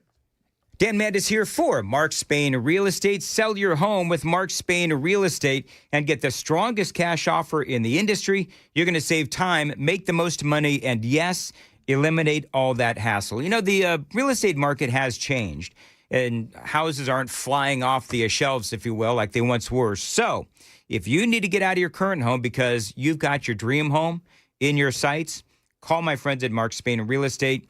They are the #1 most reviewed real estate company in America. They've got over 13,000 five-star reviews. You can trust my friends at Mark Spain Real Estate to sell your home quickly and, yes, for maximum profit. They've been helping homeowners for the last 30 years, and they've served over 72,000 satisfied clients. Call them. 855-299-SOLD, 855-299-SOLD. Go to markspain.com to get a guaranteed offer on your home today. That's markspain.com and start packing.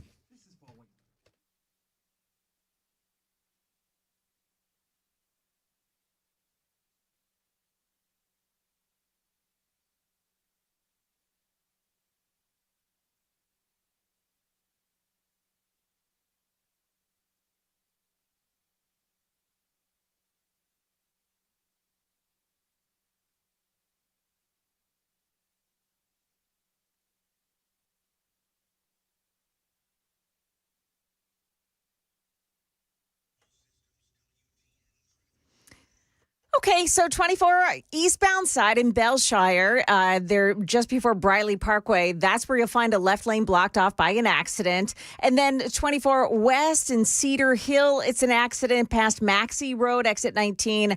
That one is a vehicle and a deer collision. Pegram, 40 eastbound side at McCrory Lane, exit 192. That's where there is also a crash reported this morning. And there has been a pole knockdown, an electrical pole knockdown in White House this morning. About 760 customers in that area have no power, and it could take a good long while for that to be restored this morning. Traffic every 10 minutes every morning on Super Talk 99.7 WTN.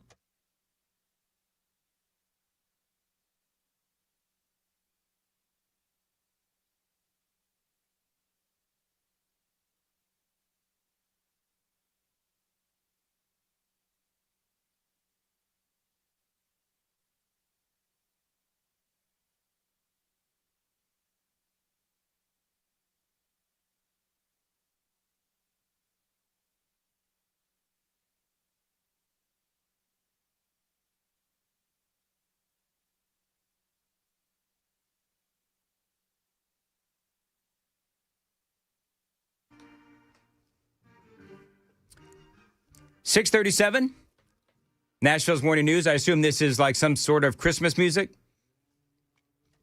Apparently so. Mistletoe.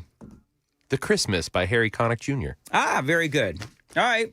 I like that one. Have I mentioned how much I hate Christmas music? A certain news person tried to warn me about that yesterday, and I just... Oh, really? Yeah. Was it Weaves or was it Joan? It wouldn't be Joan because Joan... Well, it's Joan. We've been together long enough. Do you know I hate Christmas music? No, I didn't know that. She tried to act like she didn't. Okay. Very good. Yeah, I'm not a big fan of Christmas music, but whatever. Knock yourself out. But it's not even Thanksgiving yet. So my official direction as the host of the show, ixnay on the Christmas music. Otherwise, my inner bah humbug is really going to come out. Speaking of which, Donald Trump, by the way, we could do a super texters. Do you really want Sam to start playing Christmas music several weeks now before Thanksgiving? Is that what we've come to now? So I'll leave it up to the super texters. And Joan, you let me know what they say. Do we really want to start playing Christmas bumper music? I can tell you that one super texter, Chris, says that when you get annoyed, that's when you're at your best. Stoke the flames of passion. Like yesterday when you two, I don't want to do this, but I have to. Yesterday when you two told me that I had a red nose, and I had a consistently red nose, not just when I was suffering from allergies, I went home and I asked every person I know, do I have a red nose? I was not happy. Dan, you're so easy. You're so easy. Like Sunday morning. Yeah. All right, moving right along. This is Donald Trump. Now, the president, I feel like the president has lost his way, and it makes me sad. And MAGA is definitely responding to this interview that he gave with Laura Ingraham. She pushed back. And so one of the things, and yesterday we spoke about the president talking about how we needed 600,000 Chinese students coming into our country, which is absolute BS. I forget exactly what else we talked about yesterday. But in this two-parter, Donald Trump also talked about the H-1B visa. I'll call it a scandal. I'm not going to call it a controversy. I will call it a scandal. Because y'all know, and we've been talking about this for quite some time now, you've got American businesses who are firing American workers, and they're replacing them with H-1B visa types from places like India, perhaps China as well. And so this came up yesterday because I think that there is, you take this one story, H-1B visa, and how our government is facilitating the loss of employment for millions of Americans over the years. And you would think that as the leader of the MAGA movement, Make America Great Again, that Trump would be all about it, would be all about focusing on eliminating all those loopholes in the H-1B visa program that is leading to Americans losing their jobs. This came up yesterday during the Laura Ingraham interview with Donald Trump. Republicans have to talk about it. And does that mean the H-1B visa thing will not be a big priority for your administration? Because if you want to raise wages for American workers, you can't flood the country with tens of thousands or hundreds of thousands of foreign workers. You also do have to bring in talent. When we a have country plenty of talented people no, you here. don't. No, you don't. We don't have talented people here? No, you don't have certain talents, and people have to learn. That's rough. To hear the president say, no, you don't have people with talent here. Now, if I was going to defend the president on those comments, clearly what he means is that there are people from certain, if I'm going to interpret what he is saying, there's people that have certain talents that we don't have them in this country, but they come from India. But see, I can defeat that argument immediately because the people that are coming into our country through this H-1B visa program, they are replacing workers that had the talent. They had the talent. They're being replaced by people from other countries who either also have the talent or don't have quite the talent as the Americans, but what they do have going for them is they're willing to work cheap. That's a problem. Do you know people are actually, when they heard this comment from the president, they're actually saying that this is a hurtful comment, that he would say this about the American workers. Well, we have plenty of talented people here. No, you don't. We don't have talented people here? No, you don't have certain talents, and people have to learn. You can't take people off an unemployment line and say, I'm going to put you into a factory where we're going to make missiles, or I'm going to put How did we ever do it before? Well, when you and I were I'll give you an example. In Georgia, they raided because they wanted illegal immigrants out. They had people from South Korea. that made Hyundai. batteries all their lives. You know, making batteries are very complicated. It's not an easy thing and very dangerous. A lot of explosions, a lot of problems. They had like 500 or 600 people, early stages, to make batteries and to teach people how to do it. Well, they wanted them to get out of the country. You're going to need that, Laura. I mean, I know you and I disagree on this. You can't just say a country's coming in, going to invest $10 billion to build a plant, and going to take people off an unemployment line who haven't worked in 5 years, and they're going to start making missiles. It doesn't work that way. All right, so that is Donald Trump, and a lot of people taking umbrage with what the president said. And there's a number of different ways to look at this. You do have these areas, you do have these, meatpacking plants, this kind of a thing, or these plants where they make batteries and what happened in Georgia, where you bring in people from other countries, but you also have people that work in tech and in like these STEM industries who are also losing their jobs because of the loopholes in the H-1B visa program. So there's a number of different layers to this. And so for me, my biggest issue when I talk about what's going on with the visa program is the American people who are graduating from college and they're getting terminated or they're not getting hired because these companies are utilizing the visa programs to bring in people from India and other countries to replace them. And so they're coming out of our colleges and they're either being replaced by AI or they're being replaced by some person from India. J.D. Vance, I would recommend to Donald Trump, speak to your vice president. He seemed to take this very seriously. So we can utilize the visa programs to make sure that all of the various plants, if we need people to work in those plants, we can bring in people legally through the visa program. But we also need to be cognizant of the fact that these companies are using these loopholes to fire Americans.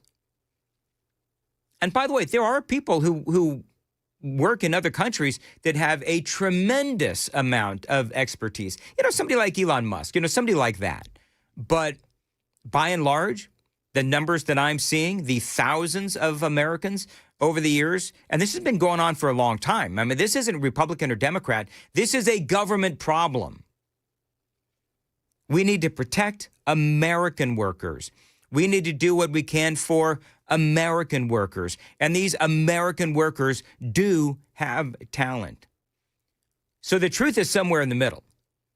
I mean, do we need all of the various plants around the country to be manned so that we can be able to make the things that we need to make? Yeah. So if we need to utilize immigrants or whatever through visa programs and do that legally where they're not taking away or legally, but they're utilizing loopholes and they're not hiring Americans, that's one part of the conversation. The other part of the conversation is the STEM industries, where you talk about science and technology and science, technology, engineering, and I think math is the last one, I think.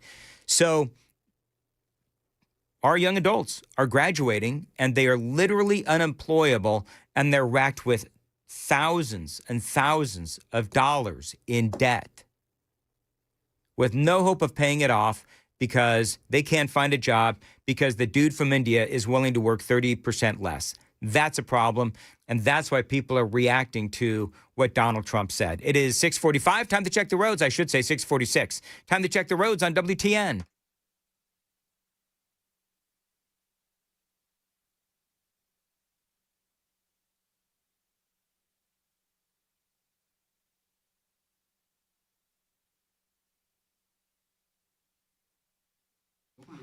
At 6:47, Nashville's Morning News on Super Talk 99.7. Sunny and breezy today, high of 64. Appreciate you listening to Nashville's Morning News. What was that stat? We had a stat yesterday. I think it was yesterday or the day before, where they're talking about college-educated students in STEM technologies. And there's a great percentage of them that are not and cannot find jobs in their fields. And it has gotten worse. Oh, just over the last 12 to 24 months, that number has gotten a lot worse. And I got to tell you, and this is why I feel like And the story has been out there where younger Americans are turning away from the Republican Party, especially over the last 12 months. What have I been saying about Mamdani and what happened in New York? This is a wake-up call. And I know what I said, and it is true. New York and New Jersey and all these states, Virginia, they are left-leaning states. I understand that.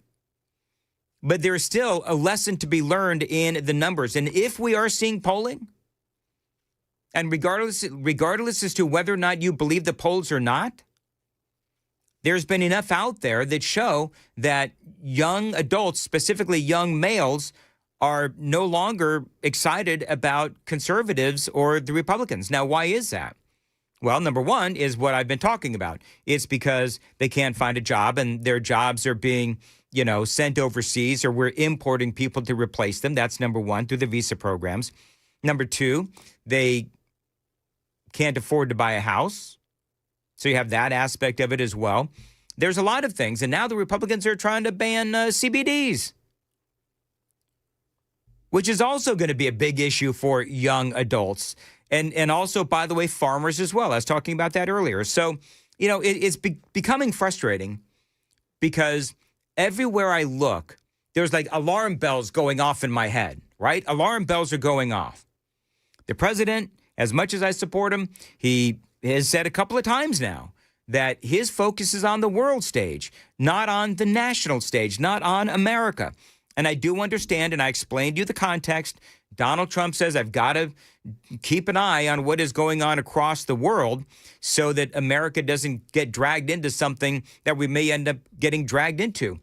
I understand that, and I appreciate it. But he's bragging about, and it is something to brag about. It is something to brag about, where he's ended 8 wars or conflicts. I get that. I appreciate it very much. Please, Mr. President, do everything you can to focus on making life better for the American people, young adults, farmers, everyone. You have to turn your focus inward. Keep a half an eye on the world. Right now, the Republican Party, in my opinion, is on fire. And if they're not worried about what's going on, then they've got their head in the sand. They need to figure out how to make things more affordable here in our country. There are still things to be done. I understand some things are more expensive. Some things are not as expensive. There is no doubt that our economy right now, things are more affordable than when Joe Biden was in office. I get that. And it's all a matter of context, and I've been talking about that for months now. Look at what Biden brought us. Look what Donald Trump has brought us.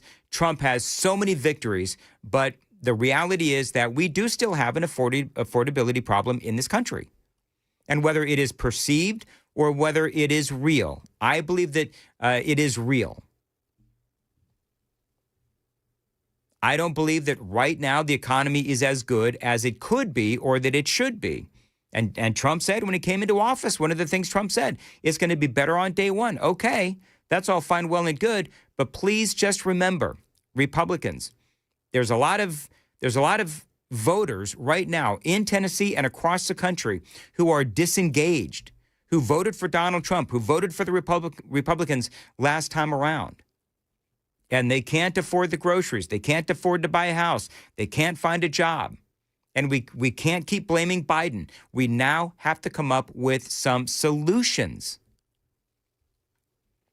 Because I don't want to be sitting here after the midterm elections and asking the questions, gee, what happened? If we end up getting our tails handed to us in the midterm elections, I'm not going to be the guy that's sitting around thinking or asking, gee, what happened? Because we're seeing the alarm bells right now. We're seeing the flags, the red flags right now, and we've got roughly a year to fix it. It is 6:52 on Nashville's Morning News on Super Talk 99.7, and Joan has the news at 7. Joan. Yeah, South American burglary group is breaking into houses in a certain neighborhood. Also, voters encouraged to get out and vote as early voting begins in the 7th Congressional District today. Those stories at 7 o'clock on Super Talk 99.7 WTN.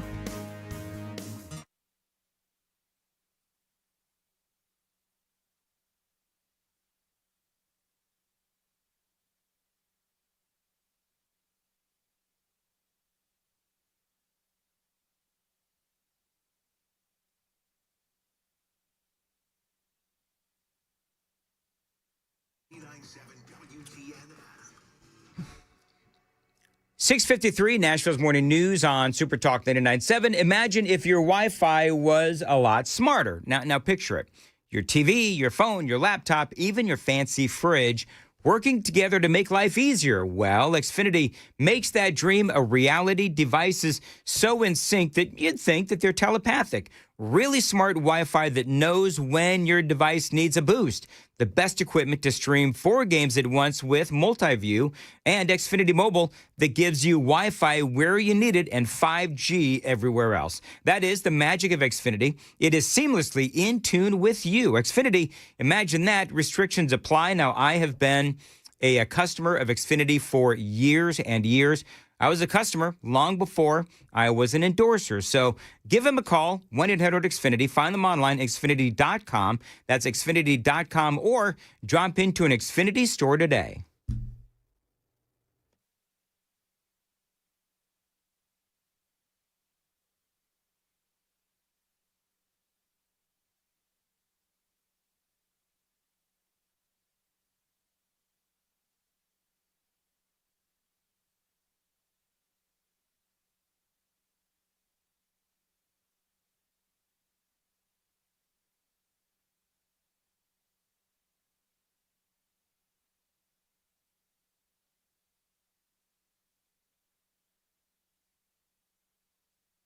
Dan Mandis here, 6:55, Nashville's Morning News on Super Talk 99.7 WTN. Busy Bee Plumbing, Heating, and Cooling. Now, this month, they want to save you a whole lot of money, like they do every month, as a matter of fact. But this month, in the month of November, they're serving up big savings and, yes, big gratitude as well. If you've got a clogged drain, don't wait. Get our 93 or free main line opening special. That's right, only $93. Now, this is where the free comes in. If Busy Bee cannot figure out the problem, that service is actually free. Offer is valid for single-family homes only. It is important to do this heading into the holidays and the really cold season. And right now, at only $93, that is a big-time savings courtesy of my friends at Busy Bee. And yeah, we're honoring our heroes this November. One veteran is going to win a 50-gallon hot water heater with expansion tank and installation. All you've got to do is send them a photo in uniform to enter. Gotta love what Busy Bee Plumbing, Heating, and Cooling is doing for our veterans. So call them, 615-775-7833, 615-775-7833. Find them online anytime. It is busybeehvac.com. Busy Bee Heating and Cooling, where comfort meets care.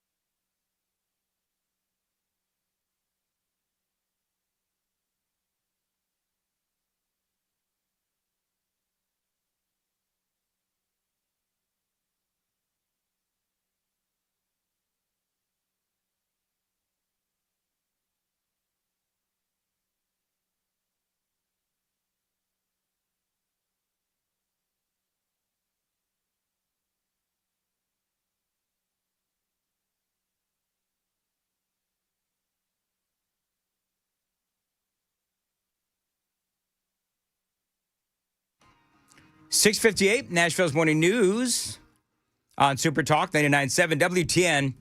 Brian Wilson has woken from his slumber. I'll joke with Brian about how we were having fun in the 5 o'clock hour, taking bets on whether he had overslept I this fully morning. believed in him. I knew he was going to be there. Did you know? Oh, yeah. Joe Jones, you liar. The over-under should have been, was he going to correct your grammar before he came on air? Yeah. Oh, And he you know did. what? Yeah. Brian and everybody else correcting my grammar. Also, most people, because I feel like I was on a soapbox in the last segment. Folks, trust me, I'm still a Donald Trump supporter, especially when you compare it to the Democrats. I just feel like he's a little lost. And a lot of people agreed with what I had to say. I had one or two dissenting voices, which is fine. I have no problem at all with dissenting voices. This is the whole point of talk radio, is we talk about such things. It is 7 o'clock, Super Talk 99.7 WTN.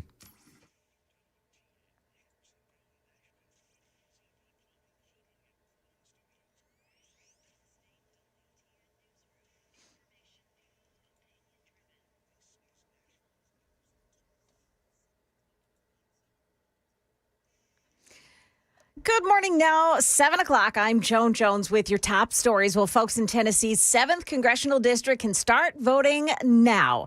Early voting begins 7 o'clock this morning is when the polls open, so they're open right now, and they'll be open until 7 o'clock tonight. Now, early voting ends next Wednesday, November 26th. Make sure to bring your ID. You can find your voting location at sos.tn.gov. I've put a link to that up on my X account. Find me there at Joan Jones WTN. The House of Representatives not waiting about 1:30 Eastern Time this morning. The House Rules Committee was at work advancing by an 8-4 vote the Senate-passed government funding package. And with that, the legislation is now onto the House floor for consideration. Now, when the full House has reconvened later today, it'll debate that measure and then possibly hold votes as early as this afternoon. By the way, House Majority make that minority. House Minority Leader Hakeem Jeffries introduced an amendment during this debate that would have extended Obamacare tax credits for 3 years. That amendment, by the way, ultimately, of course, failed. Brentwood police warning residents about a South American burglary group. They're targeting homes in that area. Investigators say the suspects strike on Friday and Saturday evenings, often entering through back doors or windows. A dark-colored BMW X3 is linked to the crimes, and police believe the group may still be active despite earlier arrests. Residents are urged to lock doors, set alarms, and report suspicious activity to Brentwood Police at 615-371-0160. Ken Weaver, WTN News. Market numbers now brought to you by Beacon Capital Management, online at beaconcm.com. With Congress working on a plan to end the government shutdown, investors drove the Dow Jones 559 points higher to a record close at 47,928 yesterday. The S&P picked up 0.2%. The Nasdaq slipped 0.25%. U.S. airlines, though, are still dealing with the effects of the shutdown and its resulting shortage of air traffic controllers.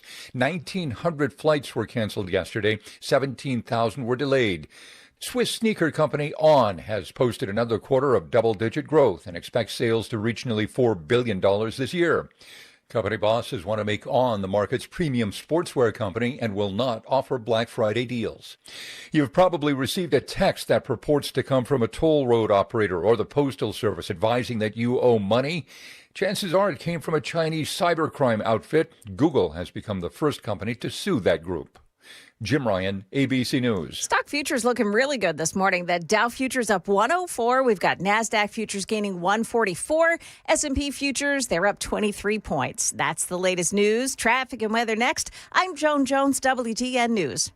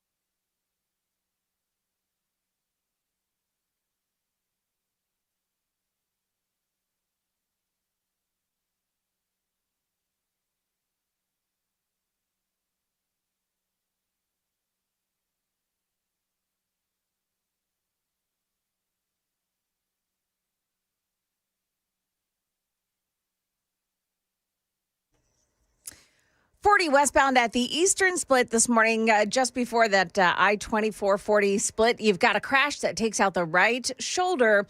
Also in Nashville on Elm Hill Pike at McCrory Creek Road, there's an accident. And one more in Percy Priest, at Percy Priest. It is on Bell Road south of Woodland Point Drive. Traffic every 10 minutes every morning on Super Talk 99.7 WTN.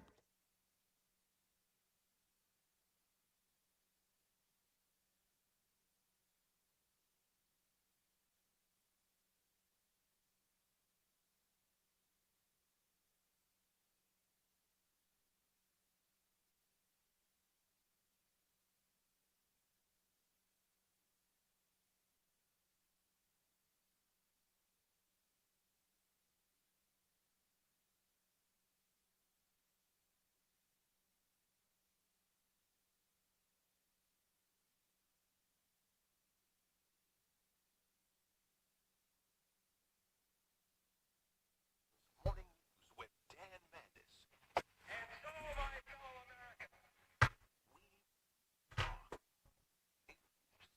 7:06 on Nashville's Morning News on Super Talk 99.7 WTN. Brian Wilson actually woke up this morning for the hit. Oh, my goodness. Hey, Brian, how are you? You know, you miss one little thing. Oh, you're never going to live that down, my friend. Never live it down. That's right. Now, I'll tell you, though, what I like. I believed in you, Brian. Yeah, I heard. You know what, Brian? Go back I heard and listen about to your the, loyalty. Yeah, listen to the 5 o'clock hour. Joan and Sam were like, "Oh, he's never going to wake up," and I said, "I've got faith in Brian." I like though. I got to tell you, I did try something new last night. I just in mentioning, I heard this and I've read it a couple of places and I wanted to try it because as you get a little older, sometimes it's harder to sleep, and I know everybody goes through that. If you take a shower in the dark and then go straight to bed, it apparently helps you go right to sleep. And I tried it last night, and I got to tell you, I went right out. You basically go into your shower and turn off all the lights, and you take a warm shower, and then you towel off, and you get straight into bed, and you go right out. Brian, I'm monitoring the super text line. People are actually asking, does that count with a bubble bath? I don't know. We've never taken a bubble bath. I'm not sure why people are asking that question.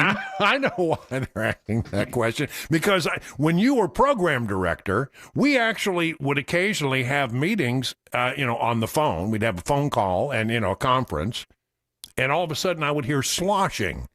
And I say, Dan, are you in the bathtub again while we're having this conversation? Listen, splish splash, I was taking a bath. I guess Seriously? you were. No, that never happened, Joan. It did happen. Shut up, Brian. It happened on many occasions. Why do I keep having to tell my coworkers to shut up? By the way, Brian, I liked in the official text on this morning's hit, you said the shutdown is shut down. Yeah. That's what I've been saying. So have you been? Really? That's great minds. That's exactly right. So what do you think? Did the Republicans look good with the shutdown? No, I'm going to say this. I don't think there were any winners because I think by and large the American people are just fed up with this kind of nonsense, and understandably so. We send these people to Washington, get your business done. And to me, where Republicans failed is we've given up on this idea of doing these budgets through regular order. And I know it's an old-fashioned and quaint notion, but it used to work pretty well, and I think we need to get back to that. But I wouldn't say that Republicans won. I would say that the Democrats really lost, and the big loser here is Chuck Schumer. I'm not even sure he survives this, to be honest with you. He may not be the leader much longer. The problem is well, if Schumer's out of the way, who do you get? Well, you might get Dick Durbin. Yeah. That would be horrible. Well, but my least favorite member of Congress, Dick Durbin.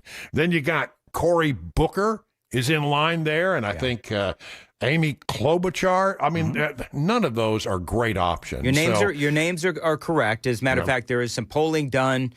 My bet is on Cory Booker because they're looking for somebody young, he fits the minority profile and all that. Cory Booker, in my estimation, is an empty suit. He's a loudmouth. He's all talk and he's all hat and no cattle, as we used to say in Texas. And I don't really think that he's much of a threat. I mean, honestly, though, I mean, Democrats have been hurt. I got this one little. I know how everybody feels about polls, but I thought this was interesting. Politico did a poll, and 21% of Democrats who voted for Kamala Harris in 2024 say they don't know who's leading the party. 10.5% of Democrats who voted for Kamala Harris say nobody is leading the party. So so about a third of all Democrats who voted for Kamala Harris either don't know or believe that no one is leading their party. They've got nobody on the bench. No one. I think Republicans, I mean, this is a age-old conversation now, so we don't have to linger on this, Brian. But, I mean, when you talk about how the Republicans, we have one heck of a bench, which is why every time I hear... I'm enthusiastic about the bench that we have. And if politics can change in a moment, but right now, it's shaping up pretty good. Again, I don't think that you claim a victory here after all that we've gone through in this long government shutdown. But I do believe that the real loser here is the Democrats and Chuck. I mean, the Democrats, by the way, are furious with Schumer for folding. I mean, they are apoplectic about it. Why did you put us through all this if you were just going to, fold and get nothing out of it? They got nothing out of it. One of the things that I find interesting about politics, and I'm trying to explain this to folks, where there's a lot of people that are making hay about this interview with Donald Trump and Laura Ingraham and some of the things that he said and some of the things that he said in the last couple of days about being more of a world leader than watching America. I actually understand what the president was saying when you listen to that whole comment in proper context. But there is some conservatives that are raising some alarm bells or some red flags, whatever, about President Trump and some of the things that he has said or some of the things that he has done, the 600,000 Chinese students, the 50-year mortgages. I mean, some of the things that a lot of conservatives are disagreeing with. But see, I think that that's all healthy debate. It doesn't mean that I don't support the president. It's not that he hasn't done great things. He has done incredible things. Well, I look at Donald Trump in the same way that I sort of used to look at Newt Gingrich to some degree, just on some limited level. And that is, Newt Gingrich was a guy who had 100 ideas an hour. Yeah. And 10% of them were pretty good ideas. 90% of them, well, maybe it was just he's thinking out loud, and Trump does that. And as someone who also does that in his own life, I can have some sympathy because I think out loud a lot, and then I take stuff back. But the bottom line is, I think that you really have to worry about whether or not you can get what you can actually get accomplished. Yeah. One of the things that he's talking about a lot right now, and I'm not sure he can pull it off, is he's talking about a $2,000 rebate that could come from the tariff money for all Americans who make less than $100,000. I don't think he's, number one, I'm not sure he can get that through Congress, and it would require action by Congress, I'm pretty sure. The second part of that is the Supreme Court is making a lot of noise in these recent arguments that they're not sure that he has the tariff authority. I hate that because I think tariffs are a wonderful thing, but he may not win that in a court of law. So I'm not sure that's going to happen. I was talking to Hans von Spakovsky. What does he think? Because I really like Hans, and I think he's a smart guy. He's got some concerns based on the questions that were being asked from Amy Coney Barrett and John Roberts. And so there is a possibility, I don't know how strong it is, that the Supreme Court could not side with the Trump administration on this. And then if that happens, Brian, then what happens? Are we, Donald Trump says we got to write checks back to the nations. You got to give the money back. And all those trade deals where the president has negotiated all of these trade deals with all of these different countries, Are those all then null and void? I think his strongest argument is that some of these trade deals are national security matters which fall into the purview of the president. And I think they are national security matters when you start talking about rare earth elements and magnets and all that kind of stuff that they've negotiated. I mean, there are things about it that are really, truly important. And at the end of the day, I don't know, but if the Supreme say you didn't have the authority to impose these tariffs and the tariffs have to go back, maybe what his idea is, we'll give it all to the American people and then tell the Supreme Court, oh, well, it's gone now. We can't do anything about it. Yeah. And you know what? He could be doing that. There's a lot of discussion as to, among conservatives, you know, do you want the $2,000 tariff, tariff rebate check, if you will, or do you want to pay down the debt? And I mean, I am one that I would like to see the debt paid down, but I totally get somebody who might say, you know what? I know darn right well the government, if they keep that money, they're not going to pay down the debt. They're just going to figure out another way to spend it, so give it to me. Might as well give it to me. I could use it. Yeah, that's right. That's exactly right. All right, got a lot more with Brian Wilson coming up 7:15. Time to check the roads on WTN.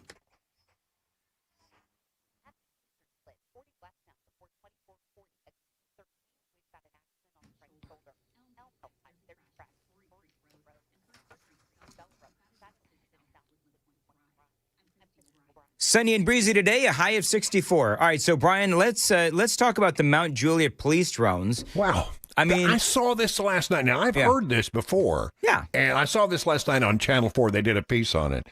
And one of the things that is happening in local police departments is some of them are putting drones on the roof of their police headquarters buildings.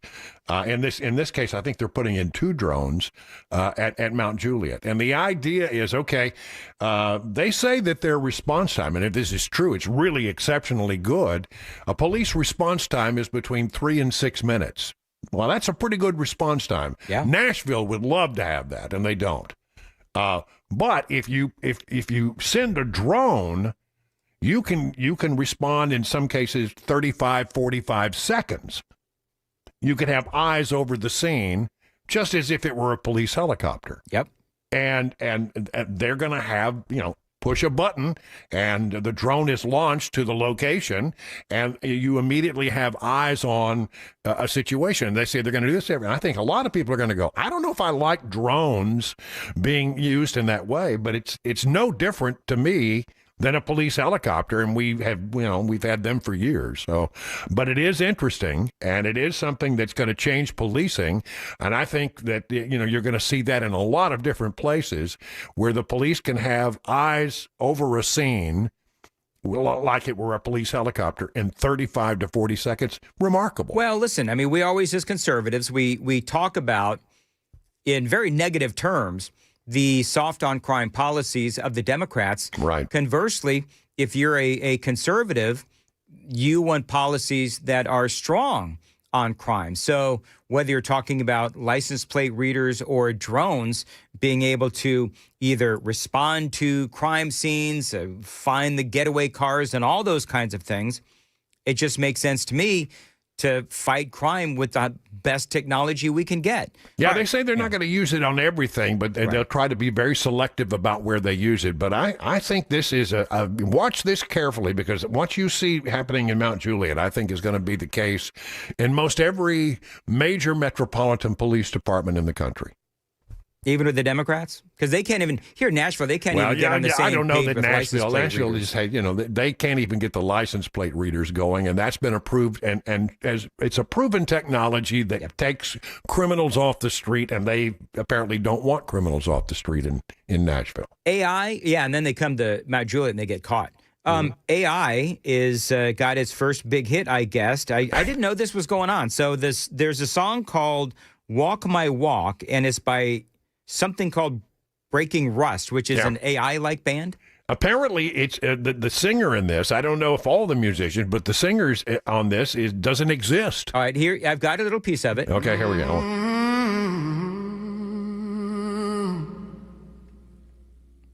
Been beat down, but I don't stay low. So that's AI, Brian. I know. Got mud on my That face. voice crazy. is not real. It's made up. Every scar's a And this is what scares me about AI. This is good. I mean, it sounds pretty good. I never in a million years would have thought that this is AI. Which brings me to my larger point.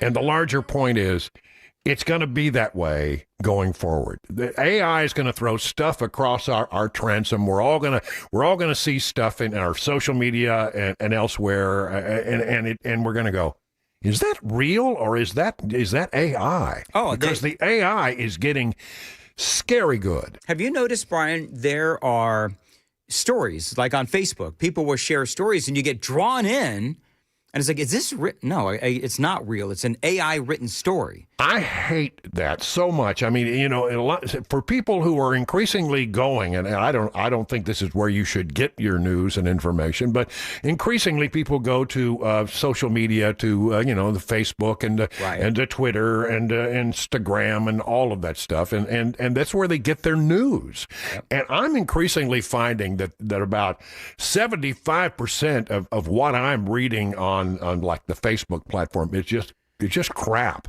Hey, Brian. It's just not real. Hey, Brian, by the way, speaking of AI, a listener of mine named Ricky Gore has actually created a theme for Nashville's morning news. Oh, really? Yeah, utilizing AI. Listen to this. Wake up, Nashville. The sun is shining bright. Amanda sleeps the way after staying up all night. Joan brings us the news in her professional way. With Sam on the board, you know it's gonna go smooth all day. Now, clearly the song doesn't take into account the fact that our equipment sucks, but we don't know if things are going to work out smooth all day because there's certain things, many things beyond our control, but... Well, yeah, that goes without saying. That sounds pretty good, though. I mean, so that's not real either, right? No, this is AI. That's amazing. It's just amazing. Yeah, and so I mean, this. how do you tell what's real and what's not? That's going to be the real challenge going forward. You know, I think that some of the songs that are real are going to be the ones that actually suck. And the ones that AI are going to be all the ones that are really sound good. You can plug in a thing like, well, you know, we know, for example, that the ear likes a song that's about 120 beats a minute. Yeah, that's you know, about 2 beats a second. And so that will give, you know, that they can always program that kind of stuff in. We know, you know, what people like. We know what hooks have worked. Yep. You study the works of the Beatles. You study the works of the Rolling Stones. You study all of these different forms of music and the chord structure, and you teach it how to do it, and the music is going to be, you know, if you liked all that other stuff, you're going to like the stuff that comes out of AI, but it's not real. And the real question I have is, no harm, a song comes out on the country radio and it's not real, no harm, no foul. But what about that video that you see on social media? Yeah. Is it real? Is it not real? How do you tell? What about we have words coming out of the mouth of some public official? Is it real or is it made up? Or it's impossible to know. Or a talk show host. Yeah, you exactly. know, somebody sent me a little AI thing they made of me saying something abhorrent, and it is really scary. Yeah. It is really scary. So, this is... You know, you can make anybody say anything, and the question is going to be, how do we know what is true and what is not? And that is the real concern. All right, Brian, thank you very much, as always, for waking up early. Get ready for some more Northern Lights tonight. Have you taken any photos? Did you see any of the Northern Lights? I missed it last night completely. I woke up this morning and said, oh, man, I'm sorry I missed that. But apparently there's a chance even tonight that there'll be more Northern Lights. All right. Thank you, Brian, as always, and we'll thank our friends at the Wellness Institute of Nashville for making this happen, as always. And we'll talk to you again here in a week. All right, talk to you soon. All right. Joan, I tell you that somebody wrote a theme song for us? The sun is shining bright. Amanda sleeps the way after staying up all night. Joan brings us the news in You're in there. Professional way. Even Sam. With Sam on the board, you know it's gonna go smooth all day. I think the biggest, greatest line in this song is things are going to go smooth all day. Things never go smooth all day. But I'll take it in a song. I think we should start the show with this every day. I like it. Do you really like it? I like it. Nashville's morning news starts your day so fine. With Dan, Joan, and Sam talking on the line. I mean, it's got a little bit of WKRP to it, does it not? It does, yes.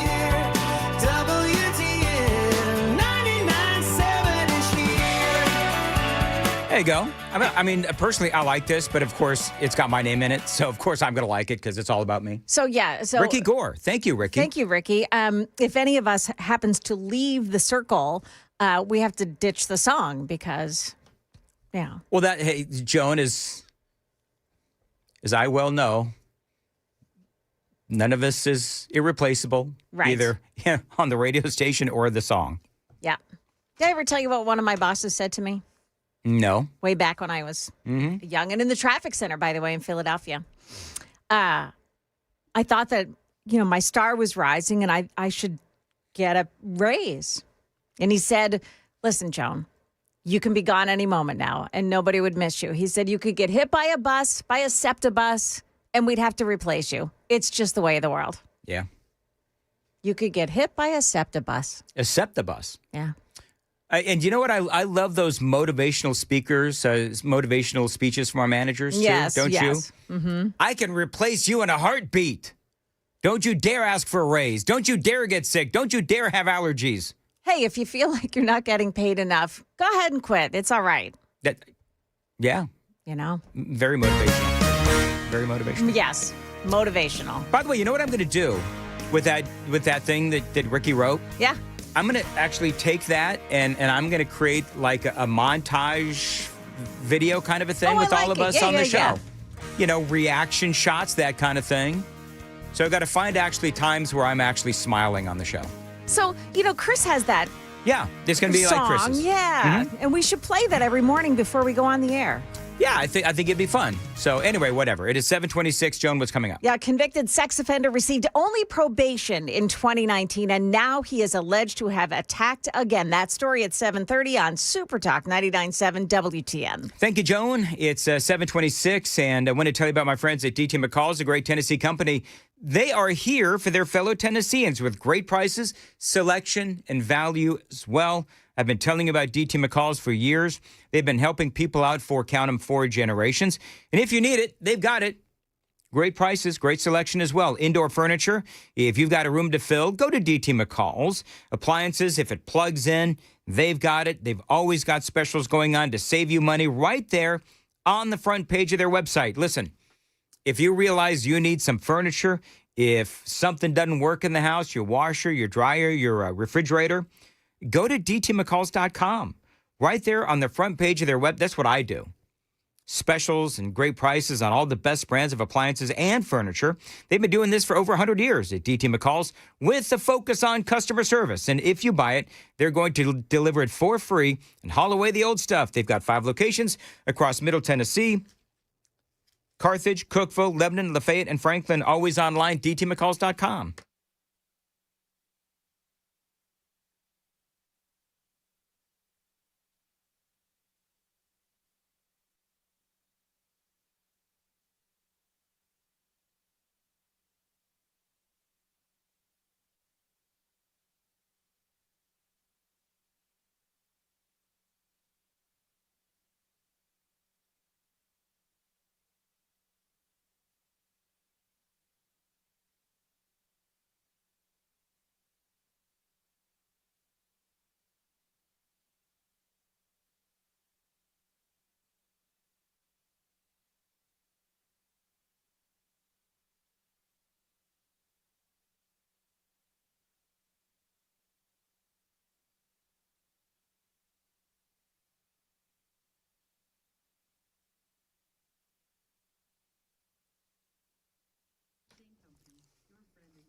The Wellness Institute of Nashville. Listen, if you are riddled with back and neck pain, my friends at the Wellness Institute of Nashville, they can help you. Now, listen, when I came to Nashville many years ago, I had back and neck pain. I went to see Dr. Kevin Mitchell, fixed me right up.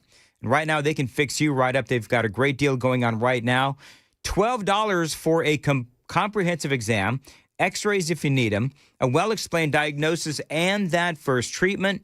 It is the Big Daddy Trump special. As a matter of fact, $12, comprehensive exam, x-rays if you need them, well-explained diagnosis, and that first treatment. Call them. Tell them Dan Mandis told you to reach out. 615-246-5009, 5009. They specialize in state-of-the-art non-surgical spinal decompression. No surgery, no spinal injections, and no painkillers. 615-246-5009. Painisbad.com.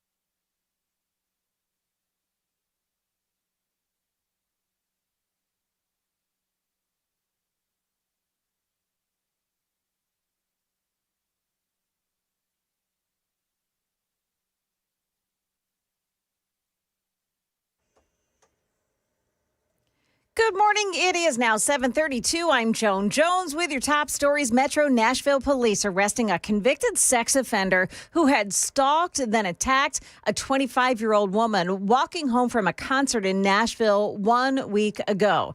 Channel 4's Lydia Fielder reports. Metro police say 29-year-old Joquarius Williams followed that woman all the way to her apartment after a concert last week at Bridgestone Arena. Williams was trailing the victim as she walked home by herself. He followed her to the lobby and the elevator of her building. Then Williams grabbed her and told her he was going to kill her. She was able to get away when the elevator doors opened. The victim later identified Williams here in a lineup. We've learned he has a long criminal history and is on the sex offender registry. A judge has set his bond for over $10 million. Now, Williams' first conviction came in 2019. He was convicted of aggravated assault and attempted forcible rape of a 27-year-old woman in Nashville.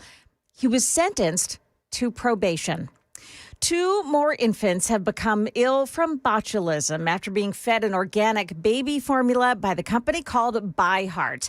No deaths here, but Mary Kakakis with ABC News Medical Unit says botulism in babies is a serious illness. Botulism is a serious illness. It's caused by a bacteria that produces a toxin. Now, this toxin can attack the body, attack the nervous system in particular, which can cause muscle paralysis, difficulty breathing, and even death. When you talk to parents whose children have suffered from infant botulism, you can see how scary it can get and how quickly it can develop into something serious. Now, if you or someone you know has this ByHeart formula, the FDA says stop using it immediately and throw it out. Stock futures on the plus side this morning with the Dow futures up 112 points. That's the latest news, traffic and weather next. I'm Joan Jones, WTN News. Thank you, Joan. 734 Nashville's Morning News on Super Talk. And my name is Dan Mandis. Hello. You've heard me talk about my cataract surgery at Vision for Life. And again, it has been life-changing. Your life can be changed as well. Now, I didn't even realize how much my vision was holding me back until I had clear sight again. Reading small print, no problem. Driving at night, no issue. No more halos, no more blurry lights.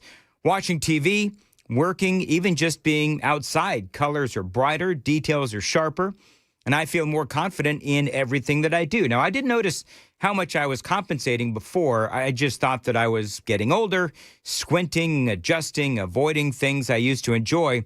These days, though, after my surgery, I feel like I've got a new lease on life, and my only regret is that I didn't do it sooner. Now, if you're where I was, tired of struggling with your vision, like I once did, talk to Dr. Horn and the team at Vision for Life. They are the best at what they do, and they do. They truly care about you and your vision. Schedule your consultation today, 615-436-2020, 615-436-2020. Find them online anytime at visionforlife.com, visionforlife.com.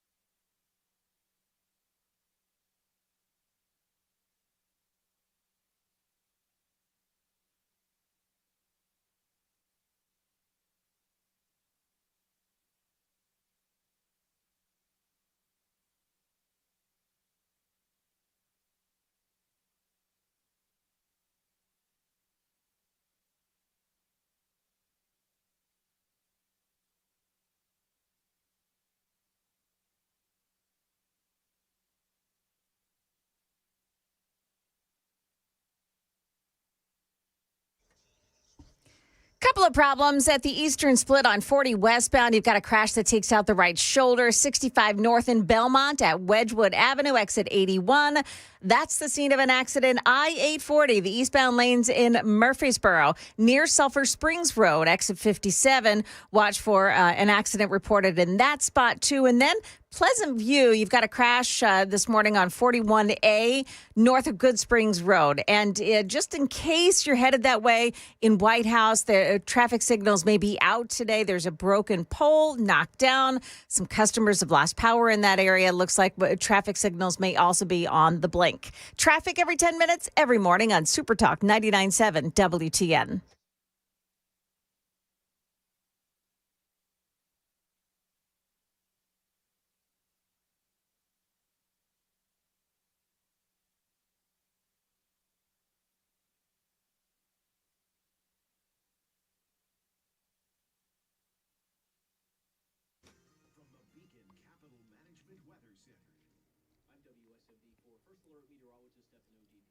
Warmer today across the mid-state. Good sunshine. Temperatures low to mid-night. 40s and 30s for the overnight low. Tomorrow, good sunshine once again, and it's a little bit warmer, mid to the upper 60s for our Thursday. 7:39, Nashville's Morning News on Super Talk 99.7. So, Joan, you have sent me something regarding Epstein. Yeah. Headline, Epstein mentioned Trump multiple times in private emails. new release shows. And that was, I guess, just this morning. That was published by one Caitlin Collins. Yes. At CNN. So there's a number of things going on today regarding the Epstein files. I have this in my stack of stuff. So Thomas Massey posted this. The 218th and final signature for the Epstein discharge petition will happen tomorrow, as in today. That was last night. Mm-hmm. Speaker Mike Johnson is going to swear in Representative-elect Adelita Grijalva, a Democrat. She won a special election that happened after her congressman father passed away. She is out of Arizona. And so I don't know if you folks are familiar with the story, but Mike Johnson has been saying that once we are in regular order, we'll go ahead and we'll swear her in when we are in regular order. They have not been in regular order. So today, I guess, is the first day back where they are in regular order, and the conspiracy-ridden Democrats have been saying that Mike Johnson was not going to swear in Adelita Grijalva until, assuming Matt Van Epps would win the 7th, and then he would be offsetting the Epstein vote of Grijalva. She was wrong. Yeah, they were wrong. Yeah. Because he's going to do it first thing today. So this is not a problem. The Democrats have been demanding that Republicans release the Epstein files. Of course, suddenly, when they've never really cared about it before, we can go through all of that again. But, I mean, everybody knows the story. Republicans have been saying that they'll release the Epstein files as soon as they can do it responsibly, protecting not only the victims, but also those that are innocent and their names may just appear. For example, Donald Trump. So the headline, and I have not seen this before you sent it to me, Joan. So what does this say about Donald Trump being mentioned? So the context is not provided, right? So all you're getting are these little clips, again, which is such a typical thing for the left to do. But what they're saying is that the emails went to Ghislaine Maxwell and one or more to a writer named Michael Wolff. He's an author. Mm-hmm. Epstein asserts that Donald Trump spent significant time with a woman whom oversight Democrats describe as a victim of Epstein's sex trafficking. Now, listen, to say that, Trump has already said that Epstein was poaching the girls from his property, from his Mar-a-Lago estate. Yep. So who knows if he was spending time with her after she went to Epstein, or if he spent significant time with her because she worked on his property. Right. This is all innuendo, obfuscations, out of context. So the emails also were released by the House Oversight Committee, who obtained them after subpoenaing Epstein's estate. Trump did not receive or send any of the messages. Right. This is all right. This is all them talking about him. And this is Epstein. And and here's the deal. It is quite possible that Epstein said this in emails, and apparently he did. But that doesn't mean that Epstein wasn't just talking out of his arse, because let's be honest, this is a guy who enjoyed his power. He enjoyed being Jeffrey Epstein, and he was all about it. He was all about, oh yeah, I know Donald Trump. You know what I mean? Yep. So I think that he was always upset that Trump cut him off. And so it wouldn't surprise me if Epstein said things like this in email. I'm not buying this for a moment. And Ghislaine Maxwell has already testified that the president was never inappropriate with anybody. In the times that I was with him, he was a gentleman in all respects. I don't believe any of those. Remember, it was months ago now, but we had all of those Epstein victims. These girls came out and they were talking about how they were going to release names or whatever it was. None of them, and as a matter of fact, if I remember right, one of them was actually asked about the president, and she said no. Yes. One of these victims was asked, did Donald Trump, did you ever see him? Was he involved in any of this? And she said no. So this, to me, means nothing. to me, this means nothing. And you know that the Democrats, and they're just going to fan this for all that they can. So there's a reason why this is coming out today.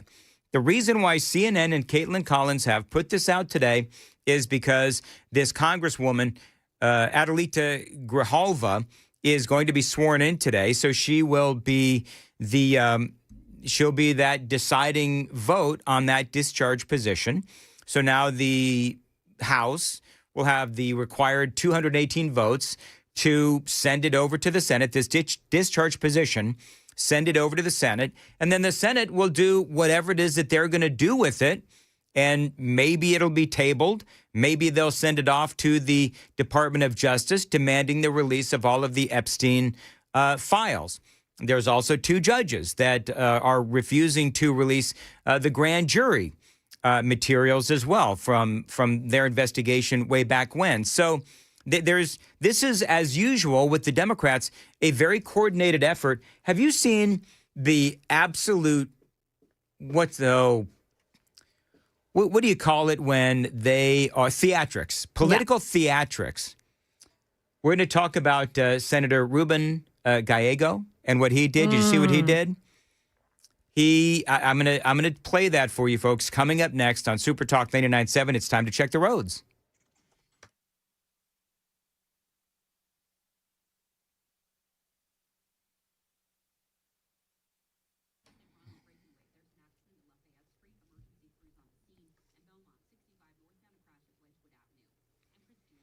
All right, 746 as far as your weather goes.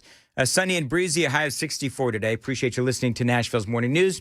So you've got this Senator Ruben, I think his last name is Gallego.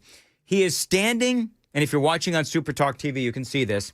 He is standing outside of House Speaker Mike Johnson's office, and he's got a book in his hand. And that book is the book written by one Virginia Giuffre. And he starts reading passages out of the book, and he is going to go into Mike Johnson's office. Again, very theatrical here. And he's going to drop the book off as a gift for the House Speaker. Hey, Senator Ruben Gallego. I'm standing outside Speaker Johnson's office. I'm actually here to deliver the memoir of Virginia Giuffre. So there he goes in. It's a gift from me to Speaker Johnson.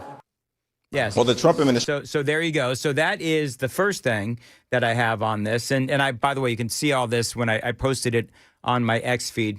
You also have, do you remember a couple of days ago where we did have the Democrats and they were calling that's Hakeem Jeffries a pedophile protection ring. They were saying that about the Republicans. This is that audio that I played a few days ago. Well, the Trump administration and Mike Johnson are running a pedophile protection program. That's what they've been doing at the direction of their boss, Donald J. Trump. Dun, dun, dun, dun. I think that's grounds to sue him. You know what? That's a great point.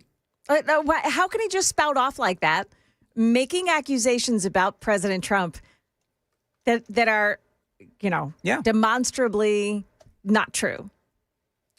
If I'm Donald Trump, I would say let's have our day in court. You know what I mean? Yeah. Like, I wish the Republicans would just release this stuff, and I've been saying this for a long time, release them responsibly, redacted. So if you've got, names of the victims or names of people who are more than likely innocent, maybe they just flew on the Lolita Express, but it had nothing to do with the girls and all that kind of stuff. That's the sticky wicket. I mean, you talk to somebody like, Tim Burchett, some of our congressmen, they talk about how there are people that are listed in these files and they didn't do anything wrong, or there's no proof that they did anything wrong. And so you need to make sure that all of those redactions are had. So the Democrats have been accusing Johnson, of course, of not swearing in this congresswoman because she would be the deciding vote on that discharge petition. They accused him of waiting until the 7th here in Tennessee is decided. And if Van Epps wins, then the votes would offset each other, as I mentioned. So he's going to swear her in today. So now you have Republicans who have said all along, yeah, you know what? We want the files released responsibly. with the proper redactions. The Democrats think that they have a winning hand here. That's why there's all of this this theatrics, this political theatrics going on. So, do you want to hear Adelita Grajova? Yeah, sure. Telling Caitlin Collins that she's going to confront him. This is so interesting. Oh, is she going to confront Mike Johnson upon the swearing in? Yes, she's going to do that. Here you go. But do you plan to use the moment to address this with Speaker Johnson? I do. I'm not exactly sure what I'm going to say. I'm going to be as respectful as possible and pretend my kids are standing right there next to me when I say, you know, this is not something, it's undemocratic, it's unconstitutional, it's illegal. It's not illegal. What is she honestly, talking about? I know. She has no clue. And she has no clue, and she's going to be in Congress. Nancy Pelosi did it every single time. Well, and here's the deal. So just the House passes this discharge position. It'll go to the Senate. It could crash in committee.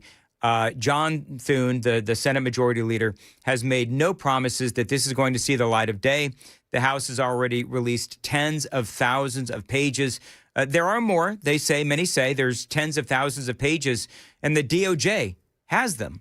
And so the DOJ, if they so choose, they can delay this if they want, and they can say, you know what? This is an ongoing investigation, so we're not going to release these files for whatever reason.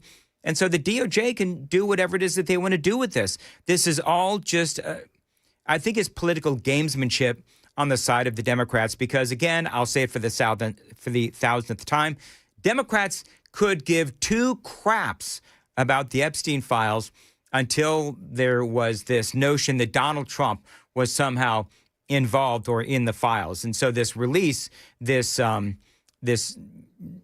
article released by Caitlin Collins saying that Donald Trump's name is mentioned in the emails is nothing but innuendo and obfuscation. They don't know the truth. And so all they're trying to do is sort of tie President Trump to a horrible, horrible thing that happened. And I think that tells you that, in my opinion, Caitlin Collins she's just gunning for Trump. And the innuendo is what they're reporting. Absolutely. And if they have that much information, if they have the excerpts from these emails, release all of the emails that show it in context. And if they can't provide the context of it, don't publish it because you don't know what it means. And all you're doing is just trying to harm someone. That's exactly right. And listen, Trump is not beyond suing. Oh, yeah. Anybody. That's right. I mean, how many times has he done it already? Well, they're talking about, and I don't have time to get into this now, but, you know, the BBC, which I don't know, you know the story behind that, Joan, I'm sure, where the BBC took Donald Trump's January 6th speech where he said, we're going to go down to the Capitol. You know, remember all that? And the BBC took Donald Trump's speech way out of context way back then. And so now they've had mass exodus of some of the higher ups at the BBC. I did not realize, Joan, by the way, did you realize that the BBC was supposed to be the most respected or most neutral news outlet in the world? I had no idea that was the case. But you wouldn't know it by looking at the side by side of these two hatchet jobs on Donald Trump's. It was another splicing issue. They spliced a later part of his speech and put it in where it didn't belong. And they said, oh, well, it was a documentary. It wasn't a news article. So it's a documentary. BS? Yeah. What? And so then they had somebody on the outside look into it. And that person from the outside looked at the BBC and said, you have some serious problems within your organization as it relates to slant, you know, one side or the other. And so I think the BBC is in big trouble. People are saying that Trump is going to sue the BBC. And who knows? Maybe Trump is going to sue CNN for coming out with this story that Donald Trump is mentioned in the emails of Jeffrey Epstein, which, by the way, I'm not even surprised that he's mentioned in the Epstein emails. They knew each other. You know what I mean? Yes. And Epstein really, as I've said many times, and I said just a few minutes ago, Epstein loved being part of Donald Trump's orbit. So this is, you know, what we know right now. not much, I should say much ado about nothing. There's not much here. So we'll continue to watch this as the morning continues to unfold and the day continues to unfold. By the way, coming up in the 8:35, the crisscross handoff. Yeah. I will actually see if I can find the hatchet job the BBC did with Donald Trump. Yeah. Because I mean, it is really egregious. So we'll talk about that and a whole lot more straight ahead. And Joan, what's coming up in the news? Well, if you remember who Austin Drummond is, he's the man accused of killing 4 people in West Tennessee. Looks like he may end up on death row if he is convicted. We've got the story coming up here at 8 o'clock on Super Talk 99.7 WTN. Thank you, Joan. Dan here at 7:54. And let me tell you something. If you have chronic back, neck, or knee pain, my friends at the Wellness Institute of Nashville, they can help you. Right now, they've got a huge special going on, the Big Daddy Trump special, $12 for a comprehensive exam. X-rays if you need them, well-explained diagnosis, and that first treatment. That phone number is 615-246-5009, 615-246-5009. So if you've got, for example, that back or neck pain like I had, sciatica, slit or bulging spinal discs, herniated discs, spinal stenosis, numbness or weakness in the arms and legs, fingers or toes, they can help you at the Wellness Institute of Nashville. No surgery, no spinal injections, and no painkillers. They can help you out with the state-of-the-art non-surgical spinal decompression that they offer. Call them. Tell them Dan told you to reach out at 615-246-5009, 615-246-5009. Painisbad.com is the website. Painisbad.com. The Wellness Institute of Nashville, 615-246-5009.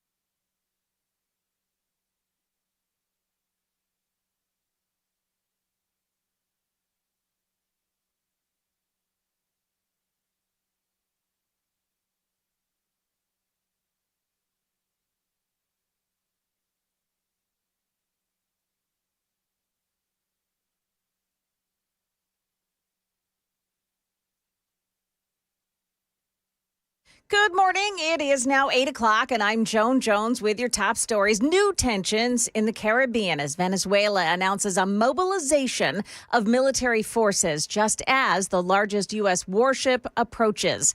Here's ABC's Nicole D'Antonio on that. The Pentagon has been stepping up operations in the Caribbean and Eastern Pacific, attacking at least 19 alleged drug smuggling boats in recent weeks, killing nearly 80 people. Now America's largest warship, the USS Gerald R. Ford, has sailed into the region. The U.S. buildup there now totals about 15,000 troops, more than a dozen ships, and more than 80 planes. Venezuelan President Nicolas Maduro accusing President Trump of fabricating a war. The White House, however, insists the U.S. is only targeting drug cartels. Some tense moments at Monday night's meeting of city commissioners in Mount Juliet. It came after one commissioner, Scott Hefner, put forward a one-year ban on building apartment buildings. That dies for a lack of second. The next item on the agenda, there you go.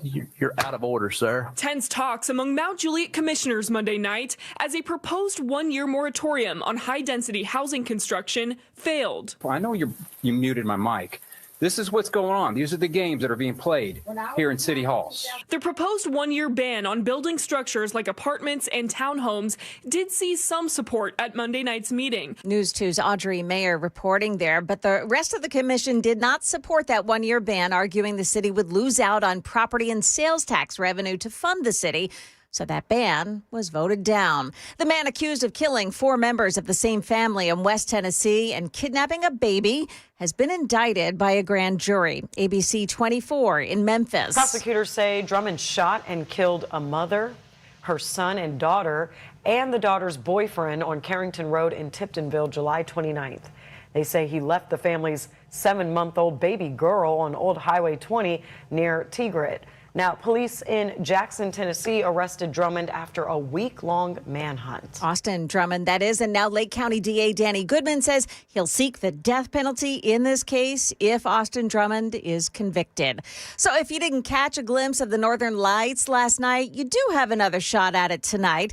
Scientists saying the aurora borealis is normally only seen near the North Pole, but when there is increased solar activity, as there is now, they're seen further south. Now, if you take a photo of the sky with your phone's camera, you'll be able to see those lights better with your phone than you will with the naked eye.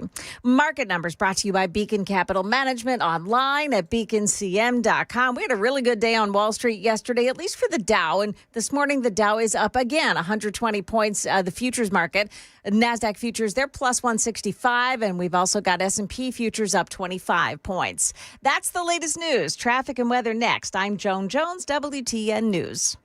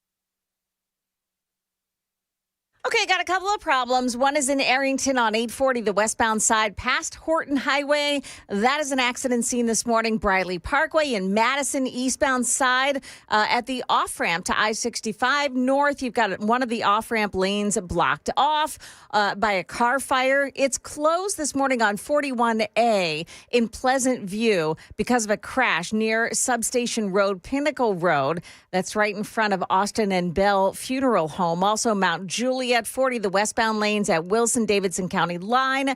Watch for an accident in that spot. And in Belmont, 65 northbound at Wedgwood Avenue, a crash there is blocking the Gore. Traffic every 10 minutes every morning on Super Talk 99.7 WTN.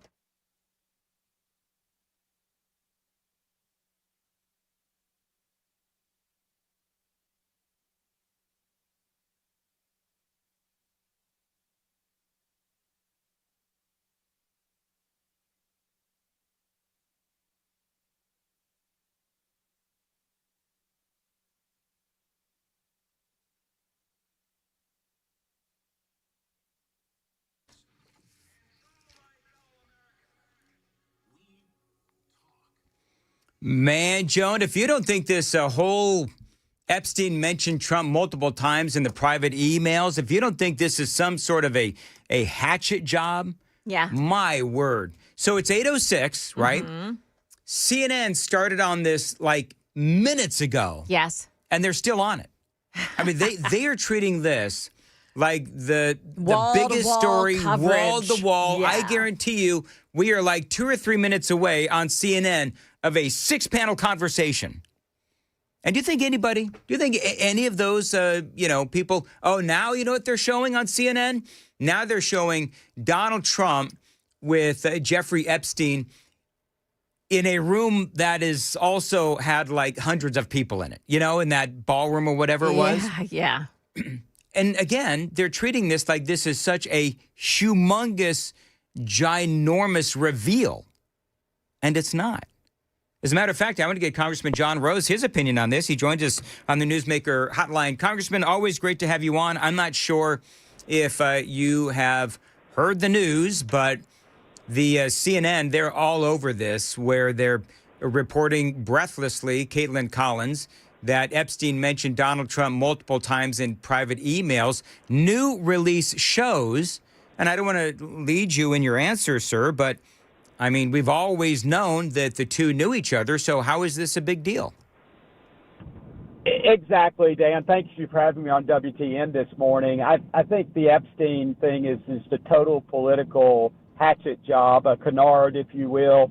Obviously, Democrats controlled everything for a good while, and the President Biden was in office for 4 years, and they had absolutely no interest in this issue. And then all of a sudden, it's the most compelling thing, the most dire thing that needs to be dealt with. If they thought that, then when they controlled all the levers of power in Washington, they could have released everything, and they released nothing, and that's because they're protecting their own, and now trying to just use this as a false flag to go after President Trump. One of the things, and of course, you in the House of Representatives, this is something that you're well aware of.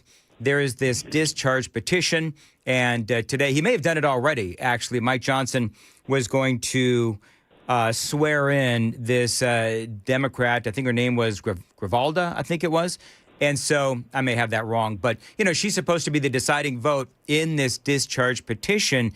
Then it would send it over to the Senate, where let's be honest, it has an unlikely future right now. We don't really know what's going to happen to it, but I thought it was interesting that the Democrats have been screaming for how long now that Mike Johnson is trying to avoid a vote on this discharge petition because he was not swearing this woman in. And here he is swearing her in. Right. I think, again, this is just belly aching by the Democrats in the House. They obviously set the stage for the government shutdown by voting against keeping government open, and the Schumer shutdown, obviously the longest in history because of the choices of Democrats to use Americans who are suffering as pawns or leverage, if you will. Not unlike Vladimir Putin uses Russians as fodder for his war in Ukraine. And so it's just really shameful And it's sad to see this. And the Epstein case is just another case of, a misdirection by the Democrats. Again, they could have released all this information. The discharge petition is something that each member can sign, and I think we're at 217. The new congressman that you mentioned, she will be 218. And what that does is then force a vote on the House floor. Obviously, if all those who signed the petition vote for it, it will pass in the House. But you're right. I think it is unlikely to ever even get the light of day in the Senate. And frankly, it's unnecessary because Representative James Comer, my friend from Kentucky, just north of the border, chairman of the House Oversight Committee, has been leading a very effective effort by oversight to get all of this information out into the open that needs to be, while protecting the victims of Jeffrey Epstein. And so that's the way that this gets done, and it's been being done. And tens of thousands of pages of these documents that have been released, but released in a way to protect the innocent victims. Yeah, Congressman, that's what I've been saying is Mike Johnson, you, Scott Desjardins, Tim Burchett, I think we've all interviewed you guys, and you've all said the same thing, which is we need to make sure that not only the victims are protected, but also people who may just be mentioned in even a peripheral kind of way, got to make sure that their names are redacted or their identities are protected, because lives could be ruined if they never did anything untoward, but they just happened to bum a ride on the plane or whatever it may have happened. Right. There are names that appear in these documents just because Jeffrey Epstein bothered to say something about someone. And it would really be a miscarriage of justice if for some reason your name happened to be mentioned, but you really had no involvement in any way with the sordid activities of Jeffrey Epstein. It's really unfair. And I think we can all, is there anyone listening today who thinks there's any doubt that if there was credible evidence that President Trump had been involved in some nefarious way, that the Democrats would have surfaced that long ago if this is in these documents that they had custody of, that the Biden Justice Department had custody of? We can rest assured, given the lengths they went to persecute President Trump, they absolutely would have brought all of that forward long ago. And so it's just a canard. It's a misdirection by Democrats. They're trying to drive a wedge here.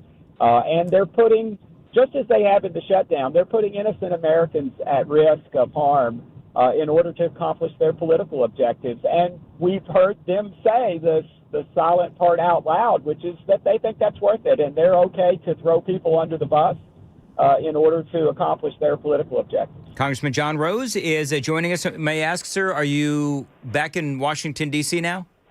I am on my way to the airport as we speak. So I have, I think, 2 or 3 flights reserved today. Hopefully one of them will make it there, and I'll be on it to get there for what is now scheduled as a 5:10 p.m. Eastern Time vote this later today.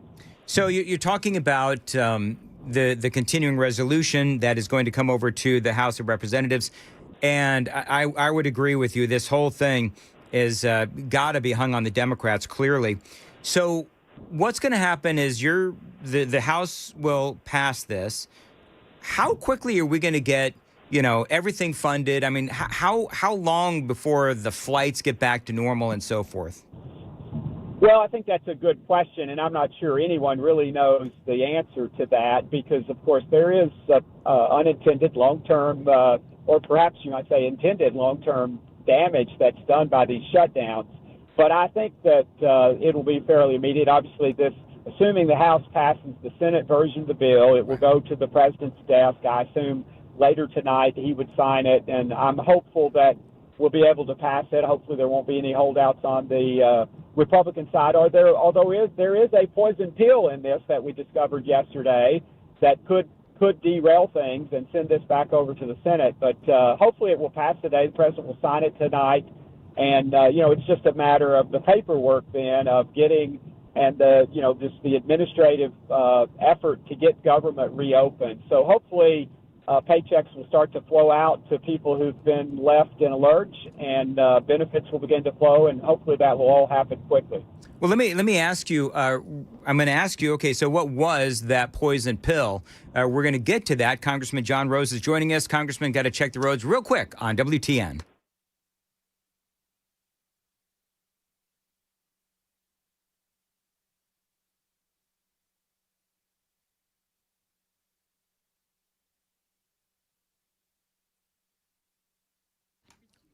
All right, as far as your weather for today, sunny, breezy, a high of 64. Congressman John Rose is joining us. Congressman, what is that poison pill? Well, so what we learned yesterday is that the Senate had put into this a chance for certain senators who were investigated wrongly, I think, by the Biden administration Justice Department, for them to get a $500,000 payoff, it looks like. I think a lot of Republicans and Democrats in the House are upset about learning this, that these Republican senators who were the subject of, nefarious Biden Justice Department intrusion into their private communications. But now it appears that something has been put in this bill that would allow them to get up to $500,000 from taxpayers. And I don't think that's a good idea. I don't think it's a good look for that to be snuck into this bill. I'm not saying that it was appropriate for the Biden Justice Department to do what they did, but I don't see how it's appropriate for United States senators to collect $500,000 that, the typical taxpayer wouldn't have access to, and for taxpayers to be footing the bill for that. Right. I'm trying to figure out, okay, so why would they vote that in? I'll tell you, these kinds of continuing resolutions, and this is why so many people hate Washington, D.C., Congressman, is because of this kind of stuff. Absolutely. It's a bad look, and I hope that both of our U.S. senators will immediately and aggressively disavow any intention to seek this money, and I would call on them to do that. I hope that we won't derail the chance to reopen the government today because of this, poison pill that was thrown in. And, hopefully we'll be able to take legislative action after the fact to reverse this and get us back on track. But it is, you'll see a lot of the reporting about it, and it's something that I have a great concern about. And I think it is a bad look for Congress, for the Senate. Congressman, one more thing. This is a bee in my bonnet. This is a bird in my saddle. There was in the Senate version, as it comes to the House of Representatives, there is what I would call, at least it's a poison pill for me, but whatever, this move to ban hemp, CBD-related gummies, that kind of a thing. I know that I've been through this a million times now with our listeners, but this is something that really does help our veterans. And the Senate decided, as Rand Paul was trying to negotiate with the Senate in the industry, they just decided to go ahead and regulate this industry and the farmers to the point where they can no longer make these CBD-based products that do help people with veterans, PTSD, and help people sleep and myriad of other things. And so I'm a little frustrated with that. How do you feel about that? I mean, I'm assuming that nobody wants to hijack the continuing resolution in the House, but I got to tell you that leaves a bad taste in the mouths of a lot of people who utilize these products. Well, I think this is a continuing source of frustration in Congress, and if I'm reticent to say that the founders made a mistake in the Constitution, but I think frankly, time has revealed that there should have been a germaneness clause in the Constitution that restricted putting these outliers into bills and making things in, because it's always, I think, leads to bad outcomes. Each issue deserves to stand on its own merits, and you and I may disagree about the specifics of this particular issue, but I think it is disappointing to see these must-pass pieces of legislation used to carry things that deserve to stand on their own and deserve to be in the light of day and debated and discussed by the representatives that Americans have sent to do their business. And so that's disappointing always when it happens. Well, and you as a farmer, I mean, you know the struggles that farmers are having right now. And there's been a number of different controversies with President Trump. I think you and I spoke about the president's desire to import beef from Argentina. We're already getting beef from Brazil. That has an impact on farmers. And now this will have a major impact not only on the people who utilize these products, but also the farmers. And a lot of those farmers voted for Donald Trump. Well, I think you're right about that. We do have to look out for our farmers. This is the very toughest time for agriculture, perhaps in modern history. You know, the only close time similar was back in the early 80s when we had high interest and runaway Carter inflation, much like the Biden inflation that we've had recently, and then low commodity prices because, again, Democrats do not step up and do the job they should of opening up markets for farmers around the world. So President Biden did not negotiate a single trade deal for U.S. farmers during his time. And so you're right, we're in a tough place for agriculture. And the country, for the first time in my lifetime, the last 4 years, has had a huge and growing agricultural trade deficit.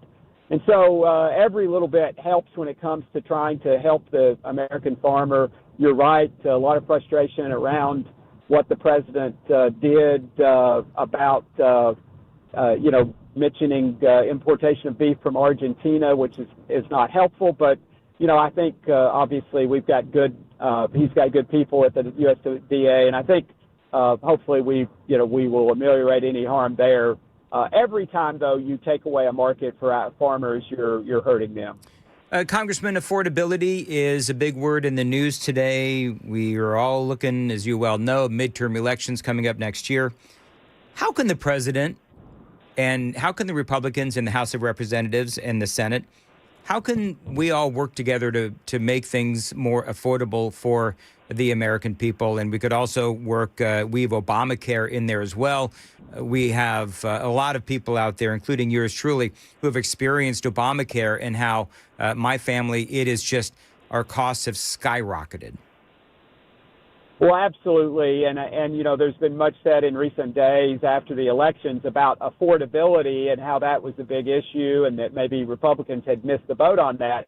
I think nothing could be further from the truth. Obviously, we've come off the worst period of inflation in recent history in America caused by Democratic, progressive, woke policies in Washington and runaway spending. And now for the folks who set the fire to claim that they're going to be the firefighters to come and put it out, I think is pretty rich. So it's a classic case, Zoran Mamdani and Democrats, they're the arsonists who set the fire of inflation in this country. And now for them to claim to somehow be the guardians of the middle class or for working Americans, I think is just unjustified. So President Trump's policies, I think, will lead to a robust economy and rising productivity across the country and all of the above energy policy, which has such a big impact on the price of all goods and services. And so the president has already taken these issues on, but it takes time. These things have to make their way through the economy. And so we already see energy prices coming down, and I think you'll see more of that. Sustained low energy prices will contribute to low prices generally throughout the economy. They'll make things easier on all Americans, of course, but on producers particularly who are buying lots of energy, transporting goods and services, buying inputs that are dependent on energy. These are the answers. You're right also about Obamacare, and much has been made in recent weeks about the premium tax credits, this benefit that was extended during the COVID period, and it only affects about 7%. Now, I'm not saying those aren't important people. They are important people. But we have to keep in mind that the problem with American health care is Obamacare, which was promised to lower costs, but has actually led to and caused dramatic increases in the costs of health care and insurance across this country, putting millions of Americans in harm's way because their access to health care has been impinged by these just runaway costs. So the price of premiums for all Americans is going up. not just those who are able to take advantage of this premium tax credit, which, by the way, is a payout to big insurance companies, not to American citizens. So none of that money ends up in the hands of American citizens unless it trickles down to them. The Democrats and liberals are always fond of using that term trickle down. Well, the premium tax credit is the ultimate trickle down policy where billions of dollars are handed to the wealthy insurance companies on the hope that average everyday Americans might see a small benefit from that. Congressman, real quick, I'm way out of time, but that poison pill that you mentioned, where senators would get $500,000 if they were targeted by the Biden DOJ. Who put that in there? Do we know how that got in there? Like, was there a specific senator that would put that in, or is that done by the Senate Majority Leader? I'm not sure. I haven't seen the details on that yet, but I know it's something that my friend Chip Roy, Austin Scott, others have been decrying in the Rules Committee meeting yesterday in the House. So we'll get to the bottom of that. Love to come back on and talk about that more once we figure out where this came from. But I think it is just a misplaced effort, and I think it's unfortunate that the Senate saw fit to do that. Yeah, I'm with you. And, of course, we know that our own senators, Marsha Blackburn and Bill Hagerty, were both targeted, which means that they would theoretically, if this thing ultimately passes, that they themselves would get $500,000. And as you just said, Congressman, you are openly and publicly asking for our two congressmen or our two senators not to accept that $500,000. Absolutely. I think that would be a very bad look for Republicans and for our Tennessee senators, and hopefully none of them had any part in this. Now, I don't excuse in any way the overreach by the Biden Justice Department. I think that was wrong, and it should be pursued and investigated, and those responsible should be punished, and that should be brought to light. But I don't think, based on what I know right now, and maybe I'll learn something that I don't know presently that will shed a different light on this, but these sorts of things should be done in the bright, shining light of day and not slipped in the way that this has happened here. All right, Congressman, always great to have you on. You've got an adventurous couple of days ahead of you, and I always appreciate you joining us here on Nashville's Morning News on Super Talk 99.7 WTN. Joan, what's coming up? Dan, heading up here in the news at 8:30, we have just learned exactly what time the House is going to vote to end the government shutdown. Also, Metro Nashville schools reach a financial settlement with the family of a girl who was murdered at Antioch High School. All of that and more at 8:30 on Super Talk 99.7 WTN. All right, Joan, 8:27 Nashville's Morning News. Dan Mandis here with a great way to increase the value of your home. How about a bathroom upgrade from my friends at Zentex, a great company that has a great deal just for listeners to my show. Now, listen to this. How about converting your bathtub into a walk-in shower? Now, they can do that, and for listeners to my show, you can get $999 off or 0% interest for 2 years, whatever works best for you. Now, Zentex has won awards for ethics from the Better Business Bureau, and last year they were voted one of the best places to work in the construction industry. And happy employees mean great customer service. I love Zentex. You will too. Remember that great deal. You can get $999 off or 0% interest for 2 years, whatever works best for you. And you mentioned WTN, you get a free Kohler toilet with your purchase. Find them online, Zentex.com, Zintex, Zentex.com.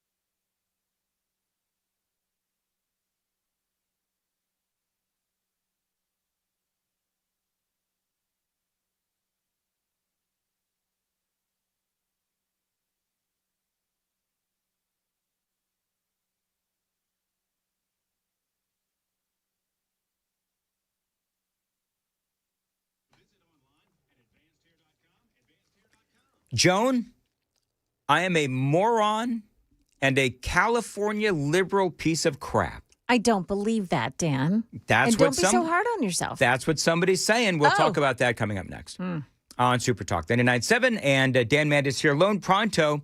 What if you could pull up to $500,000 in cash out of your home and drop your mortgage rate to 4.99% APR? Dan Mandis here, and with Loan Pronto, you can. They've got the lowest rates in 3 years. Now, with Loan Pronto's rapid equity loan, you can get your cash in as little as 3 days, pay off all those high-interest credit cards, and even skip your next 2 house payments. Now, one client just got $300,000 approved in under 24 hours. Paid off their debt, paid off a couple of car loans, and saved $2,100 every single month.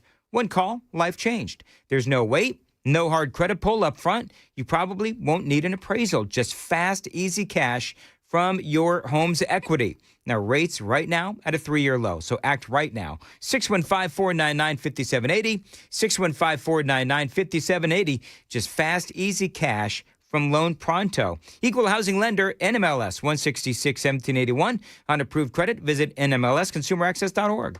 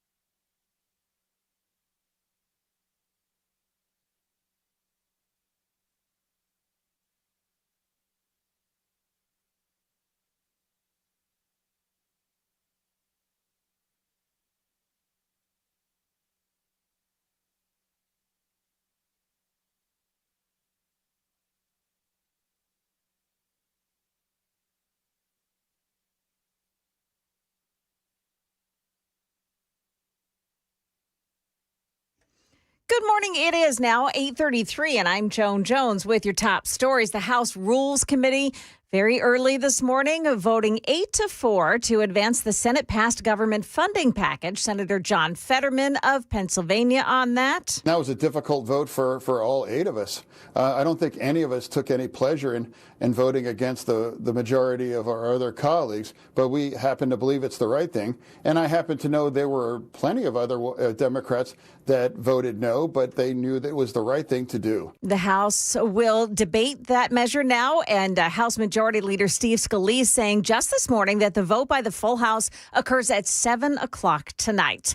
Metro Nashville schools agreeing to pay $300,000 to the family of Jocelyn Escalante, who was killed when fellow student Solomon Henderson opened fire in the school cafeteria in January. Here's News Channel 5's Amelia Young. Escalante's parents, they had originally sought more than twice that amount of $700,000. Their lawsuit claimed Metro schools and Metro were negligent in protecting students, citing prior incidents involving the 17-year-old shooter. After the shooting, Metro Nashville schools installed the Evolve weapons detection systems. A train full of passengers in San Francisco have to feel pretty lucky to be alive today. Here's ABC's Sophie Flay. A San Francisco train operator apparently falling asleep at the controls. At one point, the train went 50 miles per hour around a curve, blowing past a stop where commuters were waiting. Passengers were thrown from side to side, one claiming to suffer a concussion. We're all laying on the floor. People are like, some people are screaming. Most of us are just like frozen, and I'm just waiting for full impact. The train narrowly missed hitting a car before the driver finally stopped. Now, that driver is no longer operating trains. On video, that operator can be seen sleeping with her head bobbing as the train sped out of control. Market numbers brought to you by Beacon Capital Management, online at beaconcm.com. Dow Jones Industrial starting out 304 higher. The NASDAQ is up 35. The S&P 500 index is plus 17 right now. That's the latest news, traffic, and weather. Next, I'm Joan Jones, WTN News. Hey, Joan, did you hear Chris's new hip hop rap name? No. No, you didn't hear that? I didn't hear it, no. Okay, we're going to talk about that with Chris coming up next on Nashville's Morning News on Super Talk 836. Dan Mandis here, Window Nation. Now, listen, this is my window company, and I've been working with them for a long time. They put 4 windows in my home, actually 2 in my kitchen, and a couple in my basement studio as well, 1 in my bedroom as well. Now, again, this is a great company. I've never been happier with a window company. You can take advantage of Window Nation's end-of-year sale going through this month. It ends at the end of November, so you got to call them now. 50% off all window styles. That's right, 50% off all window styles. You can get 0% interest financing for 5 years. Now, these are great replacement windows. They've got an A-plus rating from the Better Business Bureau. 96% customer satisfaction rating. How many businesses have that? 96% customer satisfaction rating. Not many. Over 45,000 5-star reviews. So call them and tell them Dan Mandis told you to reach out. All window styles, 0% interest financing for 5 years. 866-90-NATION is the phone number. 866-90-NATION, windownation.com.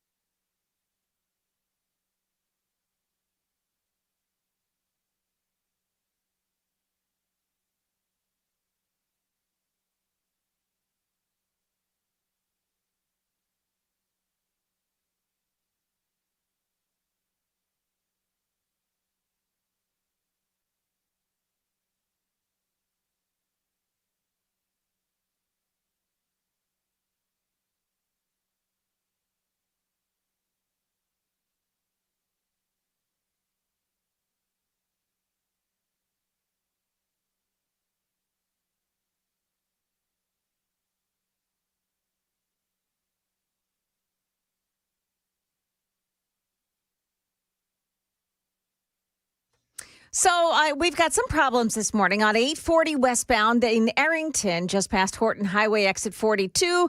Got a crash in that spot this morning. The left lane is blocked off on 24 eastbound. This is in East Bank at Shelby Avenue, exit 49. The crash there blocks off the left lane. The right shoulder is blocked off on 40 eastbound before I-440. That's for an accident. And also in the Northwest Loop, 65 southbound off-ramp to westbound I-40 West. It is a crash in the off-ramp there. Right lane has been blocked off. Traffic every 10 minutes every morning on Super Talk 99.7 WTN.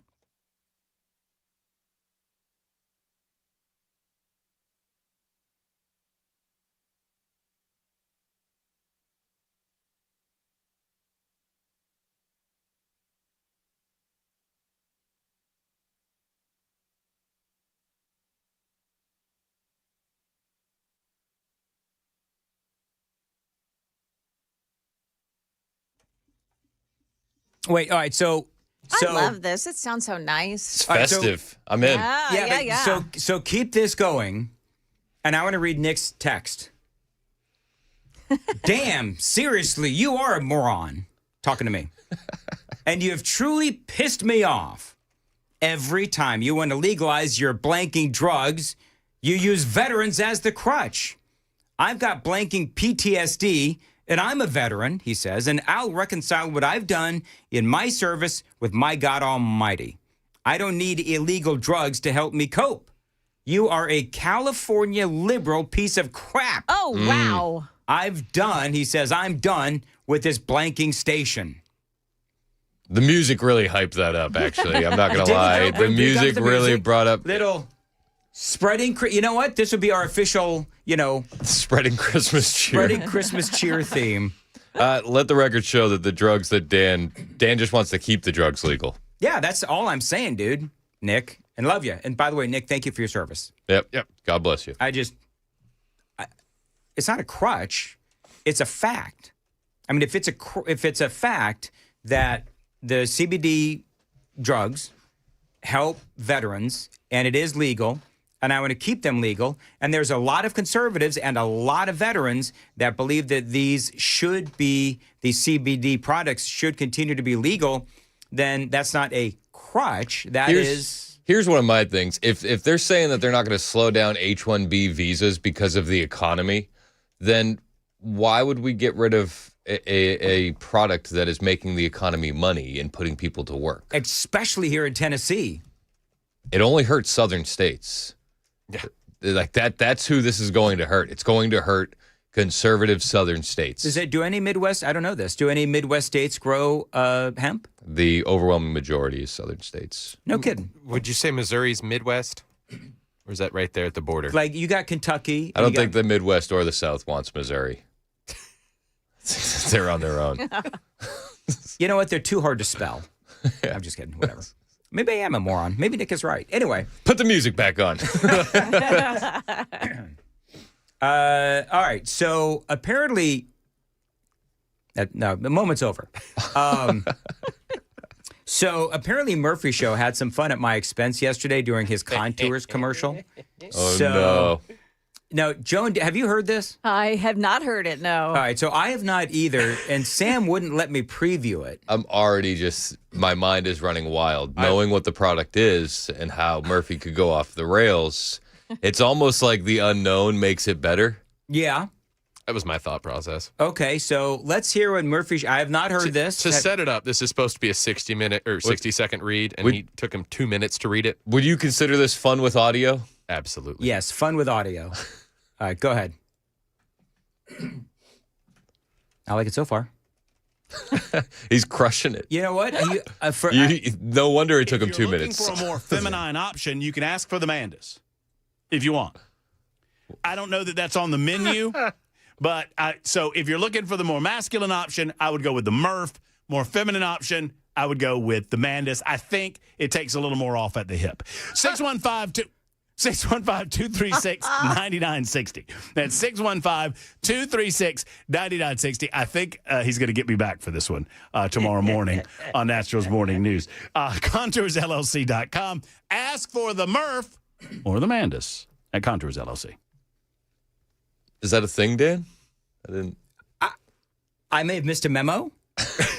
Are you? Is that what you're searching for? Are you searching for the latest copy points? It's so funny. I'm actually searching for the email from our friends at Contours. You know what they wanted to do? They wanted the Mandis was supposed to be a combination of a belly buster special and a facial. Okay. And my worry was the word. The word what? What word? I don't want to. Don't make me do it. Well, you have to. You grilled me about what I had to say about girls on Broadway, so go right ahead, sir. No, I was just worried about the word. locker room humor of some people when we start. In regard to what term? Talking about facials. Okay. And I just knew that people couldn't handle it. Is this? They couldn't handle the facials. I know how you people are. This feels a lot. This feels You people. This feels a lot like projection. Does anybody else feel a heavy dose of projection coming from Mandis? Yeah.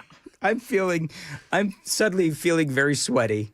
And this is uncomfortable. Is that? Maybe I should have gone down this road. Isn't that what that red light technology Yeah, does? is that part of the Mandis special? Yeah, a belly buster special and a facial. And I didn't want to. The sweat's free. The sweat is free. Absolutely. Okay. Towels are extra. 24/7. The estrogen levels are definitely higher in the morning. What are you talking about? What was that? I don't know. Did you hear there's like a whistle? Yeah, it was like an alarm. I don't know. What was that? I don't know. All right. Thought your mouth was whistling again, unexpectedly. I can't whistle in real life, but if I'm talking, sometimes a whistle just magically comes out. I'm here for it. It is so bizarre. Anyway, yeah, so everybody is reacting to that. So we'll just move on from there. Because there's no other way to go down this road that does not lead to me getting fired. Fair.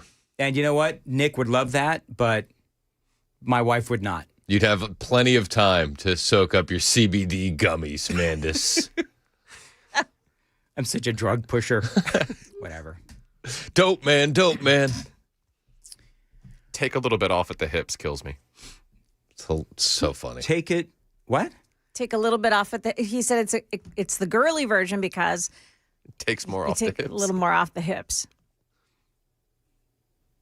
What is Matt's version? I don't even know what Matt's version is. Murphy, are you there? Extra hips. Here's the deal. I missed. There's extra hips on the Matt special. I've missed a memo where Matt is supposed to have the masculine belly buster special and I've got the not so masculine with a facial. With a facial. It's terrible. Damn it! Don't make me do that. Okay, if hold you're on. looking for a more feminine option, you can ask for the Mandis. Stop. So Matt just sent this in to me. He sent it to me too. Contours Holiday Special, the Murph. Buy a belly buster package of 6 treatments and get 3 maintenance treatments for free. Maintenance. For use in the new year for just $25.99, a $2,300 savings. Good, $1,231. All right, so I got to find out. Murph's comes with more maintenance. If there's anybody that needs a little maintenance. Oh, careful. Psychological, if you know what I'm talking about. Shots fired. I'm just saying. Shots fired. If there's anybody that needs some maintenance on this staff, it is Murph. You know what's so funny about that? I hear it and I just started laughing. That's the funny thing about that. So, hey, by the way, Joan's going to be out for a couple of days. We're still going to continue to use that, Joan, just so you know. Oh, well, at least now then I'll have a present. Now the Yeah. has created a life of its own. Yeah. Where are you going, Joan? Because we're going to be subjected to a few days of "Where's Joan?" on the text line. Did you fire Joan Mandis? You chased Joan off, didn't you? Going down to Chattanooga to see The Thorn. What is that? It is. I'm going to see if I can get. It is. It's a faith-based play. That's playing in. I think it's the Chattanooga. There's some center there that it's playing in. So some friends wanted to go see it, so we're all going camping. So it's a lovely time of the year to go camping. We're going to do that. Go see The Thorn. It'll be terrific. All right. Fun. Yeah. If Dan and Chad would head back to California, we can close the doors. Wow. Why am I getting hate? Have you noticed? Like, I'm getting a lot of hate, and I don't understand why. I don't know. I don't get it. I don't get it either. So I don't think that it's real hate. I think it's just you think it's like hate. fake hate? Yeah. That's the kind of hate I like the most is fake hate. Right. The friendly, You know what I mean? the friendly kind of razzing. Hatred. Yeah. That's exactly what I like. Totally what it is. Is that what it is? 100%. You know what? I'd like to turn off the microphone today and feel the fake hate or the true love. That's what I would like. I'd like to feel the true love, not the fake hate. Okay. Well, you have to go home for that. The fake hate? No, the real true love. Well, there's some fake hate in my house too. Don't get me wrong. Anyway, moving right along.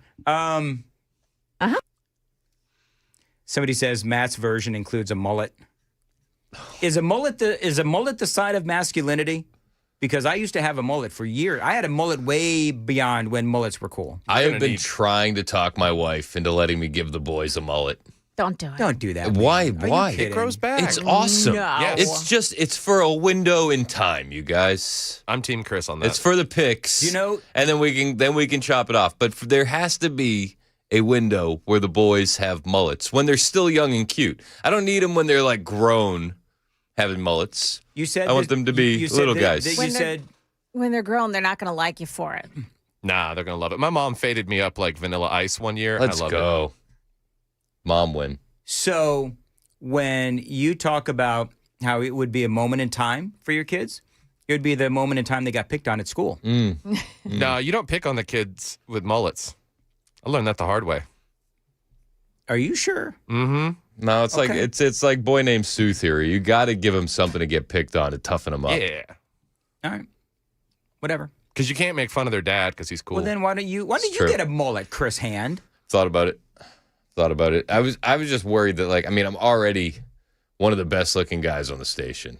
So like to do that to you guys on top of everything else. Whoa. I don't know. Fact check true. You know, I don't know if it'd be fair. I don't know if it'd be fair. I love Sam jumping in fact check true. Best looking guy, the most humble, and then to have the best hair on top of it.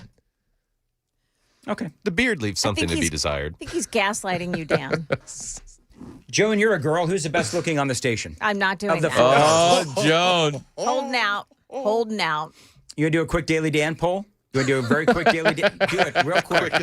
Do a Daily Dan poll. Who is the best looking host on the station?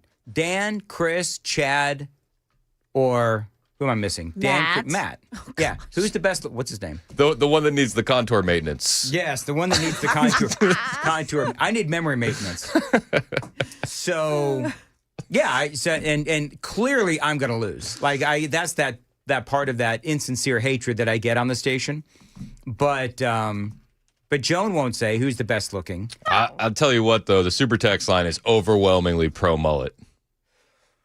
Overwhelmingly pro mullet. They also are gaslighting you. I don't think I've ever seen the super text line agree this heavily on one topic. My goodness, Chris, you're running away with this. I'm sorry. Hey, look, Dan, at least you're getting some votes. Am I getting some votes? There's one host that has received no votes. Well, who is that? Don't. What? Oh. Well, I don't want to pick. So Matt didn't get any votes? Oh no, Matt's beating you. Shocker. All right, so it goes. So let's just be honest. It goes. Chris, Matt. Yep. Me, Yep. Chad. Yep. Is that what it is? Yep. All right. Oh, Chad finally got a vote. Jeez. I should have done that. Take that down. You all ought to be ashamed of yourselves.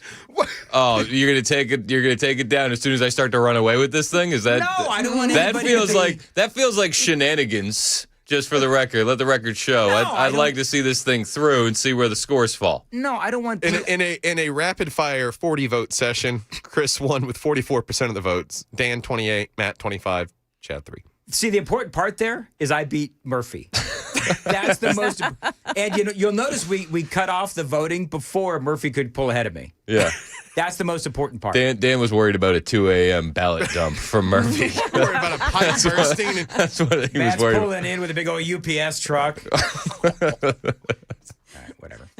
All right, it is 8:54 on Nashville's Morning News on Super Talk 99.7 WTN. Joan, what's coming up? Yeah, the potential poison pill that may have been added to the vote, the bill from the Senate, and what that may do to the vote tonight. It's coming up here at 9 o'clock on Super Talk 99.7 WTN. Thank you. 8:54. Dan Mandis here. King & Associates.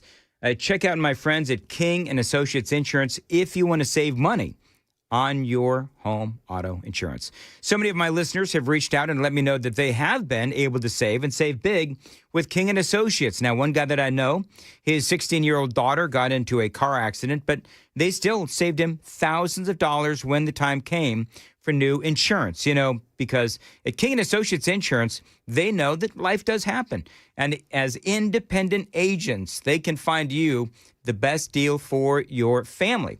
Now, they're going to weed out the non-competitive companies and find the best options for you and keeping the communication flawless. Now, King & Associates know it's not only relationships with all of those companies, but also bundling home and auto.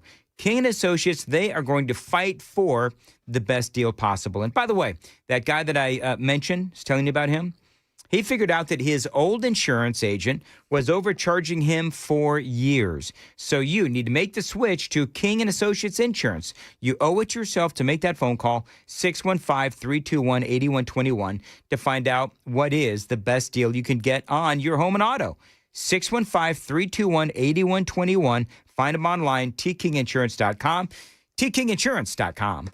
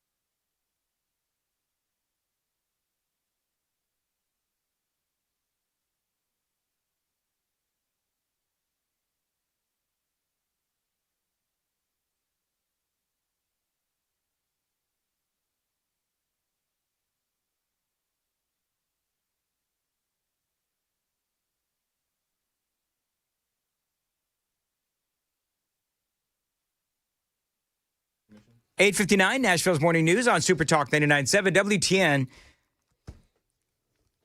Overwhelmingly voted the best-looking talk show host on WTN, Matt Murphy, who apparently has a face for radio and television.